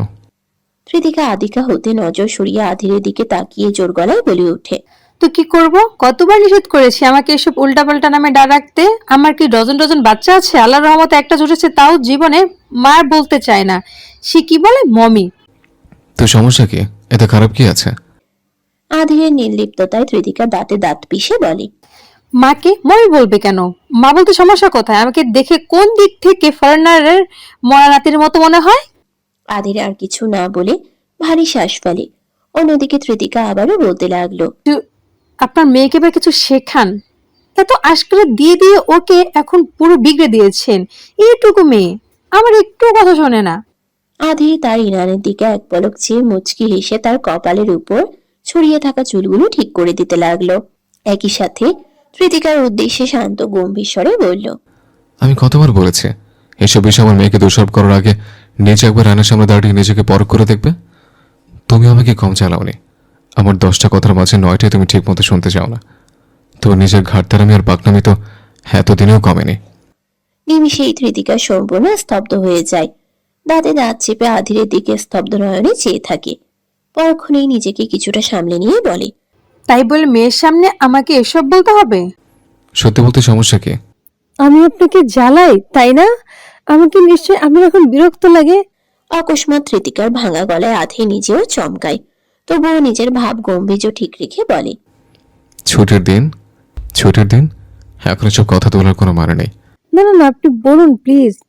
আমি সত্যি অনেকটা বিরক্তিকর তাই না? কৃতিকার ভেজা কণ্ঠস্বর আর চোখের কোণায় চিকচিক করতে থাকা অশ্রুজল। আধের ভারী শ্বাস ফেলে বলল, কাঁদছো কেন? আমি মোটেও কাঁদছি না। উত্তর দিন, নয়তো সবকিছু ছেড়ে ছুড়ে চলে যাব আমি। সব সময় তো বলো চলে যাবে, এত যখন ইচ্ছে তো চলে যাও। তবে যাওয়ার আগে আমার কাপড়গুলো ধুয়ে দিয়ে যাও। আধেরের এহেন নির্লিপ্ততায় কৃতিকা পুনরায় স্তব্ধ হয়। দাঁতের দাঁত চেপে নিজের কান্না থামায়। রাগে শরীর জ্বলছে তার। হাত থেকে প্লেটটা ছুঁড়ে ফেলে জোর গলায় চাপা স্বরে বলে, নিজেও মরবো, আপনাকেও মারবো। আমাকে কি আপনার নিজের কাজের লোক ভাবেন? দেখো যেটা ভালো বোঝো। কৃতিকা জোরে জোরে শ্বাস ফেলে। আঁচলটা কোমরের ভাঁজ থেকে খুলে এক প্রকার তেড়ে এসে পুনরায় রোম হতে চলে যেতে যেতে বলতে লাগলো, এই তৃতিকা বলে আপনার মতো ইন্টারন্যাশনাল খারজ গিরগিটি বজ্জাত আইটেম এতদিন ধরে সহ্য করছি। 5টা বছর গুনে গুনে আমরা সংসার করেছি। অন্য কেউ হলে দেখে নিতেন, দুদিনে টিকতে না। অবশ্য দেখার কি আছে, আপনি বুড়ো হওয়ার পরেও বিয়ে কেন করেননি? এটাই তার আসল কারণ কি আমি জানি না ভেবেছেন? আমি খুব ভালো করেই জানতাম আপনার মতো খারুসকে এই তেতোকা ছাড়া আর কেউ সামলাতে পারবে না। আর যখন আমার মতো ভোলাভালাকে দেখা পেলেন, অমনি কবজা করে নিয়ে নিলেন। যতই আমাকে তেতো ভেবে তেতোকা করেন না কেন, সব বুঝি আমি। কিন্তু আর না, আপনি এই যে আজ সরাসরি বললেন না চলে যেতে, বিশ্বাস করুন আমি মরে গেলেও আর কখনো আসবো না। কাল সকালে চলে যাবো আমি। কৃতিকা একরাশ আক্ষেপ ও ক্ষিপ্ততা নিয়ে এক প্রকার চোখের জল ফেলেই রুম থেকে বেরিয়ে গেল। অন্যদিকে আধের তার যাওয়ার পানে চেয়ে থেকে দীর্ঘশ্বাস ফেলল। আদিকাও তার দিকে মন খারাপ করে ঠোঁট উল্টে আওড়ায়, মামি তো তোমার উপর রাগ করেছে পাপা। আধের নিজের মেয়ের দিকে কিছুক্ষণ তাকিয়ে থেকে মৃদু হাসে, যেন এসবে তার কিছুই আসে যায় না। সকলেই দুপুরে খাবারের জন্য ডাইনিং এ একত্র হয়ে বসেছে, তবে আধের এখনো আসেনি। টেবিলের মধ্যেখানে থাকা আদিরের জন্য সুনির্দিষ্ট প্রধান চেয়ারের পাশেই বসে আছে ছোট্ট আদিকা ইনান। এদিকে তৃতিকার ভাব গম্ভীর্য বেশ রুক্ষ, গম্ভীর মুখ হয়ে চুপচাপ নিজের কাজ করে যাচ্ছে। আদিরের আসার আগেই সে সবাইকে খাবার বেড়ে দেওয়া শুরু করেছে। যাদিকে ঈশানী বা হাফসা কিছু বলার আগেই আদিকা তার মায়ের উদ্দেশ্যে বলল, মামি পাপা কি আসবে না? কৃতিকা কোনো জবাব দেয় না। সবাই তার নিশ্চুপ গম্ভীরতা স্পষ্টভাবেই বুঝে যায়। আজও দুজনের মাঝে ঝামেলা হয়েছে। সকালবেলায় কিছুটা চেঁচামেচিও শুনেছে, তবে এতে তারা কোনো দুশ্চিন্তা না করে উল্টো মিটিমিটি করে হাসলো। তারা এতদিনে এসবের সাথে ভালোই অভ্যস্ত হয়ে গিয়েছে। এরই মধ্যে তৃতিকা ব্যতীত সকলে নজর পড়ে আধিরের দিকে। সে ডাইনিং এর সামনে গিয়ে সোজা দোতলার দিকে যাচ্ছে। খাবার খেতে না আসে হাফসা তার উদ্দেশ্যে বলল, আধির, ওদিকে কোথায় যাচ্ছ? খাবার খাবে না? আধির পাশে ফিরে তাকায়। সকলের উৎসুক দৃষ্টির মাঝে গম্ভীর মুখ তৃতিকাকে নিজের কাছে ব্যস্ত দেখায়। সে ভারী শ্বাস ফেলে, অতঃপর চোয়াল শক্ত করে আওড়ায়, যাবো না আমি, খেতে নেই। এই বলেই সে দোতলায় চলে যায়। অন্যদিকে বাবা খাবে দেখে আদিকাও আর চুপচাপ বসে থাকতে পারে না। তার রাগে মায়ের দিকে মিনমিন করে তাকিয়ে বলল, মামি আমিও খাবো না। নিমিষেই তৃতিকা তার দিকে চোখ গরম করে তাকিয়ে বলে, এখান থেকে সব খাবার শেষ না করে যদি কেউ এক পা। কৃতিকার কথা আর শেষ হয় না। আদিকা চেয়ার থেকে লাফ দিয়ে সোজা দৌড়ে দোতলার দিকে এগিয়ে যায় এবং জোরে জোরে বলতে থাকে, পাপা না খেলে আমিও খাবো না। কৃতিকা ক্ষিপ্ত নজরে দোতলার দিকে তাকিয়ে থাকে। অন্যদিকে হাফসা আর ঈশানী ওদের কাণ্ডে চুপটি করে বসে থাকে। কৃতিকার অবস্থা দেখে ঈশানী তার উদ্দেশ্যে মিষ্টি হেসে বলল, কৃতিকা বাচ্চা মানুষ, একটু তালবাহানা করবেই। তুমি বরং একটু বেশি করে খাবার নিয়ে উপরে যাও তো। কৃতিকা সকলের দিকে স্বাভাবিক নজরে তাকায়। এখানে ইয়াসি একমাত্র সম্পূর্ণ স্বাভাবিকভাবে নির্বিকার ভঙ্গিতে খেয়ে যাচ্ছে। আশেপাশে কি হচ্ছে তাতে তার কোনো ধ্যান নেই। খাওয়া শেষ হতেই সোজা তার নিজের রুমে চলে যাবে।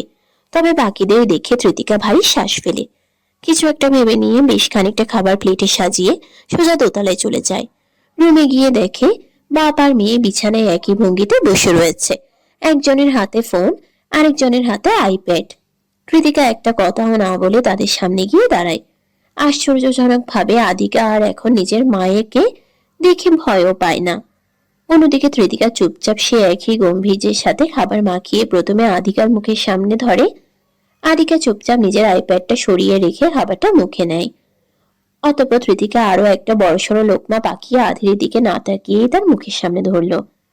আদিরও নিজের ফোন স্ক্রল করতে করতেই খাবারটা মুখে নেয়। এইভাবে কৃতিকা একবার আধিকাকে খাওয়ায় তো একবার আধিরকে, কিন্তু পুরো সময়টাই কেউ কারো দিকে ঠিকমতো ফিরেও তাকায় না। সেখানে কথা বলাটা উজ্জ্বল থেকে যায়। তবে আদিকা বিষয়টাতে খুব মজা পায়। সে আর চোখে একবার বাবাকে তো একবার মায়ের ভাব গম্ভীর্য পর্যবেক্ষণ করে আর মিটমিট করে হাসতে থাকে। ইয়াশ তার নিজের রুমে বইপত্র নিয়ে পড়াশোনা করতে প্রচন্ড ব্যস্ত। এক সময়ের অত্যাধিক দুষ্টু ও অতিরিক্ত কথা বলা সেই বাচ্চা ইয়াশ আর আজকের ইয়াশের মাঝে আকাশ পাতাল তফাৎ। 5 বছর আগেও সে বেশ গুলুমুলু আকৃতির ছিল। সব রকমের খাবারের সাথে সাথে বিভিন্ন রকমের মিষ্টি ছিল তার খুব প্রিয়। অথচ এখন সবই যেন সময়ের সাথে সাথে পরিবর্তন হয়ে গিয়েছে। বাচাল ছেলেটা হয়েছে এখন কঠিন সময়ের গম্ভীর। প্রয়োজন ছাড়া কারোর সাথে একটা চেয়ে দুটো কথা বলে না। পড়াশোনার বাহানা দিতে থাকা ইয়াসের পুরো সময় কাটে এখন বই আর বিভিন্ন ভাবনায় মাঝে। শরীর স্বাস্থ্য বেশ সুঠাম হয়েছে। মাথা ভর্তি ছাকড়া চুলের বাহার, দেখতেও এখন নিতান্তই সুদর্শন। ইয়াশ প্রতিদিনের মতো এই বিকেল বেলাতেও পড়াশোনা করছে, কিন্তু তার পড়াশোনায় বাগড়া দিয়ে আচমকা রুমের ভেতর ইনান প্রবেশ করে। আদিকাকে আদিরের মতো ইয়াশও ইনান বলেই ডাকে। তার মতে ইনামে ওকে বেশি ভালো লাগে। ইনান ইয়াশের কাছে এসে একদম তার গা ঘেঁষে চুপটি করে দাঁড়ায়, যদিও সে চুপচাপ থাকার মতো মেয়ে না। ইয়াশ তার দিকে চেয়ে স্বাভাবিক ভঙ্গিতে এক পলক দেখে নিয়ে পুনরায় বইয়ে নজর দেয়। ইনান এতে কিছুটা বিরক্ত হয়ে পরক্ষণেই স্বাভাবিক হয়ে বলল, ভাইয়া পড়াশোনা করছো? ইনানের কথাবার্তায় এখনো টুকটাক সমস্যা হয়। সকল শব্দ স্পষ্ট কিংবা সঠিকভাবে উচ্চারণ হয় না, তবে তা মাঝে মধ্যে। এমনিতে সে ভালোই কথা বলে। ইনানের কথাই ইয়াশ শুধু মাথা নেড়ে বলে, তুমি আমার সাথে খেলবে? না, আমার পড়া বাকি। ইয়াশের নির্লিপ্ত অভিব্যক্তিতে ইনান বেশ বিরক্ত হলো। এত কিসের পড়া? কই, তাকে তো এসব পড়তে হয় না। তার পাপা বলেছে আগামী বছর স্কুলে ভর্তি করে দেবে, কিন্তু সাথে এও বলেছে ওখানে পড়াশোনা অনেক সোজা, তাই যেন সে কোনো চিন্তা না করে। তাহলে এই ইয়াশ কেন সারাদিন পড়াশোনা নিয়ে পড়ে থাকে? যথারীতি ইনান বেশ রাগান্বিত স্বরে বলে, থাকো তুমি, আমি পাপার কাছে গেলাম। এই বলেই সে রুম থেকে বেরিয়ে যায়। কিন্তু তার পাশ দিয়েই ততক্ষণে কৃতিকা রুমের ভেতরে প্রবেশ করে। মেয়েকে এখান থেকে বের হতে দেখে তার কপাল খানিকটা কুঁচকে যায়। সে রুমে এসে দেখে ইয়াশ পড়াশোনা করছে। সে তার কাছে এগিয়ে গিয়ে বলল, ও কি তোমার বিরক্ত করতে এসেছিল? আচমকা কৃতিকাকে এখানে দেখে ইয়াশ কিছুটা খুশি হয়, তবে তা তার গাম্ভীর্যতার মাঝে প্রকাশ পায় না। সে কৃতিকার উদ্দেশ্যে স্বাভাবিক স্বরে বলে, না। কৃতিকা আর কথা বাড়ায় না। ইয়াশের ঝাঁকড়া চুলে হাত বুলিয়ে দিয়ে মিষ্টি হেসে বলল, লক্ষ্মী বাবাটা কত সুন্দর পড়াশোনা করছে। ইয়াশ কিছু বলে না, সে শুষ্ক হাসে। অন্যদিকে কৃতিকা কিছুটা সময় ইয়াশকে পরখ করে ভেবে নিয়ে বলল, তুমি হঠাৎ করে এত গম্ভীর কেন হয়ে গেলে তা আমি আজও বুঝতে পারলাম না। আরে কত সুন্দর হাসতে, মজার মজার কথা বলতে, এত তাড়াতাড়ি বড় হওয়ার কি কোনো দরকার ছিল? কৃতিকার হাসি মুখটার দিকে তাকিয়ে ইয়াশ শুষ্ক হেসে বলে, বড় হয়ে গিয়েছি আমি, তাই না? তা তো হয়েছেই, সাথে সাথে বিজ্ঞ। ইয়াশ মৃদু হাসে। তার হাসির পেছনে যেন কিছু লুকিয়ে আছে। সে কৃতিকাকে কিছুটা বলতে চায় কিন্তু বলতে পারছে না। অন্যদিকে কৃতিকা তার সময় নষ্ট করতে চায় না। কিছুটা আবেগী হয়ে তার উদ্দেশ্যে বলল, আমি চলে যাচ্ছি, তুমি নিজের খেয়াল রেখো, ঠিক আছে? ইয়াশ কপাল কুঁচকে বলে। কোথায় যাবে তুমি? জানি না, কিন্তু তোমার ওই মাও বলেছে চলে যেতে, তাই আমি চলে যাব। আর আমি থাকবো না এখানে। কৃতিকার ক্ষিপ্ত স্বরে ইয়াশ নিঃশব্দে হেসে ফেলে এবং তার হাসিতে কৃতিকা কপাল কুঁচকে বলল, হাসছো কেন? আমি জানি তুমি কখনোই যাবে না। তুমি এমনটাই ভাবো? তা নয় তো। আচ্ছা, তুমি কি সত্যিই চলে যাবে? বিশ্বাস না হয়ে দেখে নিও। ইয়াশ কিছু একটা ভেবে নিয়ে বলল, তাহলে আমাকেও নিয়ে যেও। তুমি কেন যেতে চাইছো? কৃতিকার উৎসুক দৃষ্টিতে ইয়াশ নির্বিকারে আওড়ায়। আমার এখানে আর ভালো লাগে না। I just want to leave from here. রাতে খাওয়া দাওয়া সন্ধ্যার মাঝেই শেষ। বাড়ির ছেলে বাড়িতে এসে থাকছে বেশ কয়েক বছর হলো। যথারীতি এই সময়টুকুতে বাড়ির নিয়ম কানুনে বেশ পরিবর্তনই এসেছে। ফলেছে আধিরের কর্তৃত্ব পরায়ণ আচরণ। তার মাঝে আধিরের ইচ্ছে অনুযায়ী রাতের খাবার সন্ধ্যাতেই এখন সকলে খেয়ে নেয়।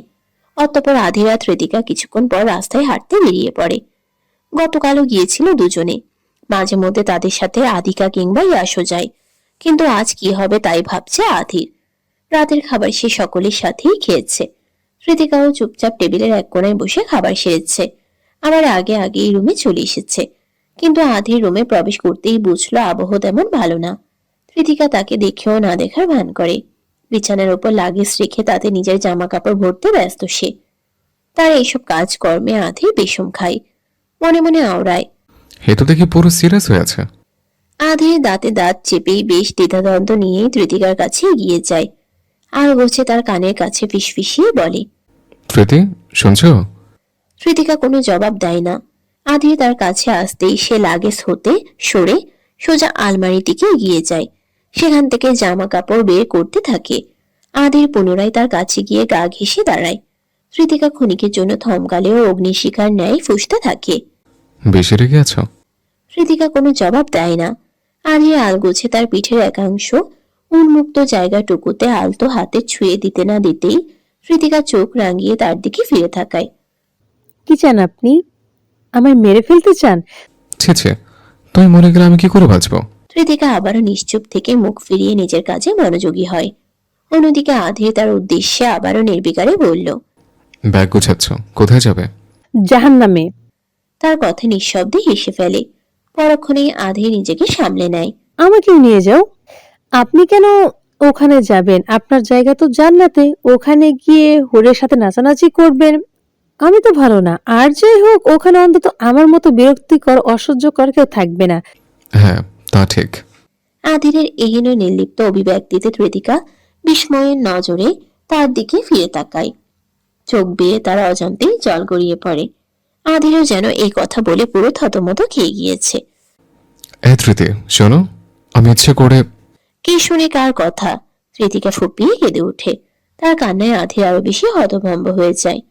কি করবে বুঝতে না পেরে সোজা কৃতিকাকে দু হাতে জড়িয়ে ধরে। কৃতিকা ক্ষিপ্ত হয়ে ছাড়া পাওয়ার জন্য জোরাজোরি করতে লাগলে আধির আরো শক্তভাবে তাকে আঁকড়ে ধরে গলার ভাঁজে মুখ ডুবিয়ে দিয়ে বলে, বউ, সরি, প্লিজ মাফ করে দাও। এই বউ, আমি ইচ্ছে করে এটা বলিনি তো, মুখ ফসকে বেরিয়ে গিয়েছে। কৃতিকা কাঁদতে কাঁদতেই ফুপিয়ে আওড়ায়। ছেড়ে দিন আমাকে। আপনার সংসার আমি করব না। আমি সত্যি আর আমাকে পছন্দ করেন না। আমি এটা খুব ভালো করেই বুঝে গেছি। কে বলেছে আমি তোমাকে পছন্দ করি না? তুমি ছাড়া আমার আর কি আছে বলো? তুমি আমার ছেড়ে চলে যেতে চাইছো, কিন্তু আমি তোমাকে ছাড়া থাকবো কি করে? আমি জানি আপনি আমাকে ছাড়াই ভালো থাকবেন। আর ওসব আপনি মুখ ফুসকে নয়, জেনে শুনেই বলেছেন। আমি কোনো বাচ্চা নই, এটুকু বুঝবো না? তো তুমি তো আমার বউ, পাকনি বউ। তুমি সব বলছো তুমি, আর একটু বেশি আর কি। আধির এসব বলছে আর কখনো কখনো ঠোঁট চেপে হাসছে। অন্যদিকে কৃতিকা আবারও থমকায়। সে রেগে মুখ তুলে কিছু বলতে নেবে তার আগে আধির তার অধরখানা দখলে নিয়ে নেয়। কৃতিকা ছটফট করলেও আধির তাকে ছাড়তে নারাজ। পারলে কৃতিকাকেও দু হাতে জড়িয়ে আগলে নিজের সাথে মিশিয়ে নেয়। প্রায় বেশ খানিকটা সময় অতিবাহিত হবার পরই আধির তার অধরখানা ছেড়ে দেয়, যতক্ষণ না সে বুঝতে পারে কৃতিকার ছটফটানি একদম কমে গিয়েছে। ততক্ষণ সে নিজের কার্যক্রম জারি রাখে। পরক্ষণেই সবকিছু স্বাভাবিক হতেই সে নমনীয়তার স্বরে আওড়ায়, সরি, শেষবারের মতো মাফ করে দাও তেতুকা।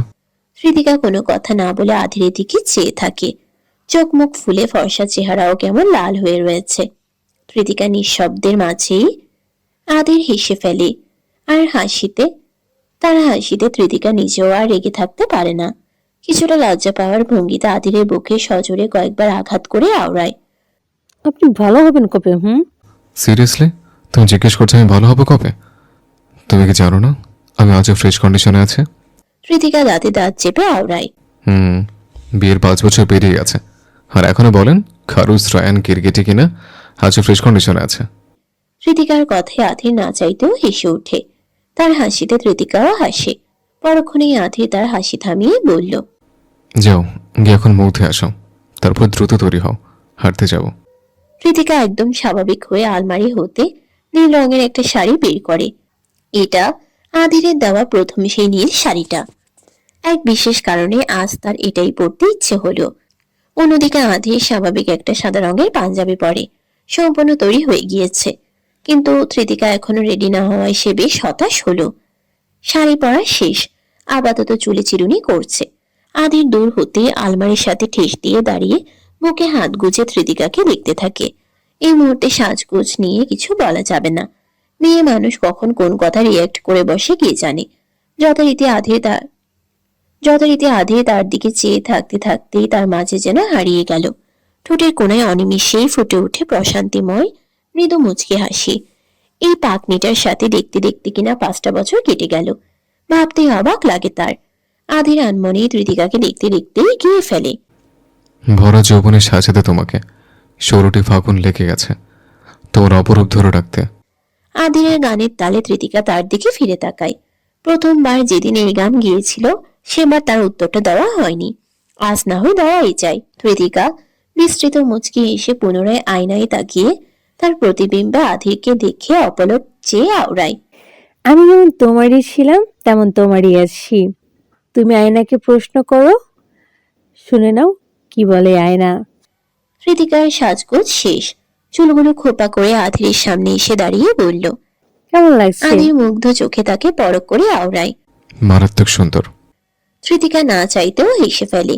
তার গ্যাস দাঁতে স্নিগ্ধ হাসিতে আধির আবারও মুগ্ধ হয় এবং বিড়বিড় করে মনে মনে আওড়ায়, তুমি সর্বদাই আমারে থেকে তোকা। অন্যদিকে কৃতিকা ততক্ষণে দেখে বলে ওঠে, প্রায় 9টা বেজে গিয়েছে, চলুন নয়তো অনেক দেরি হয়ে যাবে। দুজনে বাড়ির সামনে নির্জন রাস্তায় আনমনে হেঁটে চলেছে। আধিরের বাহুতে হাত পেঁচিয়ে তাতে মাথা ঠেকিয়েছে কৃতিকা। এভাবে নির্বিকারে হাঁটতে হাঁটতে ঘন্টাখানেক পেরিয়ে গিয়েছে। একবার ঘুরে পুনরায় বাড়ির কাছে এসে দাঁড়িয়েছে। তবে এখনই তারা বাড়ি যাবে না। আধির যেতে চাইলেও কৃতিকা কোনো এক বিশেষ কারণে জেদ ধরেই থাকতে চাইছে। আধিরও আর তাতে বাধা দিচ্ছে না। 12টা অবধি এখানে থাকতেও তেমন সমস্যা নেই। মেয়ে তার হাফসার কাছেই থাকে। এই সময়টুকু হাফসা বিভিন্ন গল্প শোনায়, আর সে ওগুলো খুব মনোযোগ দিয়ে শোনে। তবে আজ 11টা বাজতে না বাজতেই আচমকা তাদের পেছন হতে জোর গলায় কেউ বলে উঠল, পাপা, মমি, আমাদের জন্য দাঁড়া। আদিরা কৃতিকা স্বাভাবিক হয়ে পিছনে ফিরে তাকিয়ে দেখে আদিকা দৌড়ে ছুটে তাদের দিকে এগিয়ে আসছে, আর তার পিছন পিছন নির্বিকারে হেঁটে আসছে ইয়াশ। আদিকা তাদের কাছে আসা মাত্রই আধি তাকে ঝাপটে জড়িয়ে ধরে কোলে তুলে নেয়। এখন তারা বাড়ি হতে বেশ কিছুটা দূরেই আছে। পুরো এরিয়ায় চৌধুরীদের আধিপত্য বিস্তার হওয়ায় জায়গাটা বেশ নিরাপদই বলা চলে। কিন্তু এত রাতে দুজনকে এখানে দেখে সে কিছুটা অবাকই হলো। আদি তার মেয়ের উদ্দেশ্যে বলল, ইনান কি হয়েছে, এখনো ঘুমোনি কেন? ঘুমাচ্ছিল না পাপা। আদিকা তার বাবার কাছে এলেই খুব আহ্লাদী হয়ে ওঠে। আধিরের মতে এটা সম্পূর্ণ কৃতিকার বৈশিষ্ট্য। আদির মৃদু মুচকি হাসে। অন্যদিকে কৃতিকা তার উদ্দেশ্যে বলল, তাই বলে ভাইটাকে ঘুম থেকে টেনে নিয়ে আসতে হবে? ছেলেটার চেহারা দেখে বোঝা যাচ্ছে ঘুমে ওর চোখ মুখ বুজে আসছে। এই বলতে না বলতে ইয়াশ কাছে আসতে কৃতিকা তাকে আগলে জড়িয়ে ধরে বলল, তুমি তো আগে ঘুমিয়ে যাও, ও নিশ্চয়ই তোমাকে ঘুমোতে না দিয়ে এখানে টেনে নিয়ে এসেছে, তাই না? ইয়াশ শুষ্ক হেসে বলে, ইটস ওকে মামুনি, আমার অতটাও ঘুম পাইনি। কৃতিকা মুচকি হেসে ইয়াশের চুলগুলো হাত দিয়ে গুছিয়ে দিয়ে তার মাথায় আলতোভাবে চুমু খায়। অন্যদিকে তাদের দুজনকে তীক্ষ্ণ নজরে পরখ করে আধিকা কৃতিকার উদ্দেশ্যে বলল, মমি, তুমি শুধু ইয়াশ ভাইকেই আদর করো, আমাকে একটু আদর করো না। আধিকার কথায় ত্রিদিকা ভ্রু উঁচিয়ে তার দিকে তাকিয়ে বলল, কি? আমি তোমায় আদর করি না? আধিকা মুখ ফিরে রুক্ষ স্বরে আওড়ায়। না। ত্রিদিকা তার ভাবভঙ্গিতে মৃদু হেসে বলে, ইয়াস তো আমার সব কথা শোনে, তাই আমি ওকে আদর করি, কিন্তু তুমি তো আমার কোনো কথাই শোনো না, তাহলে তোমাকে কেন আমি আদর করব? ত্রিদিকার কথাগুলো আধিকা প্রচন্ড মনোযোগ দিয়ে শোনার পর তার দিকে ফিরে নির্বিকারে বলতে লাগলো, তো কি হয়েছে? তুমিও তো পাপার কোনো কথা শোনো না, কিন্তু পাপা তো তোমাকে ঠিকই অনেক আদর করে। তুমি কি ভেবেছ আমি কি কিছু জানি না? আধিকার এহেন কথায় ত্রিদিকা বিষম খেল। সে আধিরের দিকে তাকাতেই দেখে আধির তার দিকে পিটপিট নজরে চেয়ে আছে। ভাবভঙ্গি এমন যেন সে এসবের কিছুই জানে না। তার মতো অবলাও আর এই পৃথিবীতে দুটো নেই। নিমিষেই ত্রিদিকা দাঁতে দাঁত চেপে মনে মনে বিড়বিড়িয়ে আওড়ায়, বিচ্ছুর বাচ্চা বিচ্ছু। আধিকা আর ইয়াশ আগে আগে হেঁটে চলেছে এবং তাদের পেছন পেছন হেঁটে আসছে আধির আর ত্রিদিকা। চারজনে মিলে আরো অনেকটা সময় হেঁটেছে। এখন প্রায় নিশিরাত, তাই আর বেশিক্ষণ বাচ্চাদের নিয়ে বাহিরে না থাকাই ভালো। চৌধুরী বাড়ির সীমানাটা দেখাই যাচ্ছে। ইয়াশের হাত ধরে গুটি গুটি পায়ে হাঁটছে আদিকা। কালো প্যান্ট হুডি পরা ইয়াশ শির দ্বারা সোজা করে নির্বিকারে তাকে সাথে নিয়ে এগোচ্ছে। অথচ আদিকা বারংবার তাকে একটার পর একটা প্রশ্ন সহ নানান কথা বলছে। ইয়াশ এতে বিরক্তও নয়, তবে সে কিছু বলছেও না। অন্যদিকে পেছন হতে দুজনকে দেখে ত্রিদিকা আনমনেই মুচকি হাসে। ছেলে মেয়ে দুটো কত বড় হয়ে গিয়েছে। জীবনটা হুট করেই কত পরিবর্তন হয়ে গেল। মাশাআল্লাহ, দেখতে দেখতে বাচ্চা দুটো অনেক বড় হয়ে গেল, তাই না? ত্রিদিকার অভিব্যক্তিতে আধির সম্মুখে দুজনকে পরখ করে বলল, খালি তুমিই বড় হলে না। নিমিষেই ত্রিদিকা চোখ দুটো ছোট ছোট করে আধিরের দিকে তাকায়। ত্রিদিকার কোনো ইচ্ছে নেই এই মুহূর্তে কোনো তর্ক বিতর্ক করার। এদিকে আধির আবারও বলল, পড়াশোনাটা কি একদম ছেড়ে দিলে? তবে কাজটা কিন্তু একদমই পছন্দ হয়নি আমার। তা তো পড়াশোনা করবেই বাকি, এখন সংসার হয়েছে অন্তত এই এতটাই মনোযোগ দেই। এসব কথাবার্তা আমার কাছে বরাবর অপছন্দনীয়। আর তার চেয়ে বড় বিষয়, তুমি কিন্তু এই শহরে এসেছিলে শুধুমাত্র পড়াশোনা করতে। তাহলে হুট করে তোমার এমন কি হলো যে সোজা পড়াশোনা থেকে মন উঠে গেল? এই পর্যায়ে ত্রিদিকা হেসে ফেলে এবং নির্বিকার আধিরের দিকে চেয়ে আওড়ায়, পড়াশোনাটা ছিল অজুহাত। আমি শহরে এসেছিলাম আপনার ঘাড়ে টপকানোর জন্য, নয়তো এত বছর পর আপনার সন্তানী মেয়ে আমি কি করে পেলাম বলুন তো? সবাই খোদার ইচ্ছা, আমার কি দোষ বলুন তো? আধির ত্রিদিকার দিকে চেয়ে দাঁতে দাঁত চেপে আওড়ায়, ভীষণ ফাঁকিবাজ হয়েছ। না জানি আমার মেয়েটার কি হবে। চিন্তা করবেন না, আপনার মেয়ে আপনারই মতোই ভবিষ্যতে এদিক সেদিক হলে তখন সব দোষ আপনার, আমার কোনো দোষ নেই। আধির ত্রিদিকার মাথায় আলতোভাবে টোকা দিয়ে হেসে আওড়ায়। পাকনি। পুনরায় দুজনের মাঝে ক্ষণিকের জন্য নীরবতা নামে। আধির দূর হতে ইয়াশ আধিকার দিকে তাকিয়ে থাকে। নিজেদের ছোট্ট অস্তিত্বটাকে মুগ্ধতার সহিত পরখ করে। তারপর ত্রিদিকার দিকে তাকিয়ে মৃদু হেসে বলল, তৃতি, তোমাকে একটা কথা আমার এখনো অবধি বলা হয়নি। ত্রিদিকা কিঞ্চিত কপাল কুঁচকে তার উদ্দেশ্যে বলল, কি কথা? আধির আশেপাশে তাকানোর প্রয়োজন মনে করে না। সে সরাসরি ত্রিদিকার চোখে চোখ রেখে নিষ্পৃহে হেসে আওড়ায়, ভালোবাসি তেতোকা, আমি ভালোবাসি তোমায়। আমার শূন্য জীবনকে পূর্ণ করে তোলা তেতোকাকে এই খারুসটা অনেক অনেক ভালোবাসে। আধিরের অভিব্যক্তিতে ত্রিদিকা ক্ষণিকের জন্য থমকায়। এটা ঠিক যে এখন অবধি তাদের বিশেষভাবে কখনো একে অপরকে ভালোবাসার কথা বলা হয়নি, কারণ তাদের ভালোবাসার প্রকাশ একটি শব্দে নয়, বরং তাদের প্রতিটি পদক্ষেপে প্রকাশ পেয়েছে। ত্রিদিকার চোখের কোণায় কিঞ্চিত অশ্রুজল চিকচিক করে ওঠে। নিজের জীবনটাকে তার সর্বদিক হতে পরিপূর্ণ লাগছে। আচমকাই সে আধিরকে ঝাপটে শক্তভাবে জড়িয়ে ধরে। তার বুকে মুখ গুজে কিছুটা ভেজা স্বরে আওড়ায়, আমি আপনাকে খুব ভালোবাসি মিস্টার খারুস।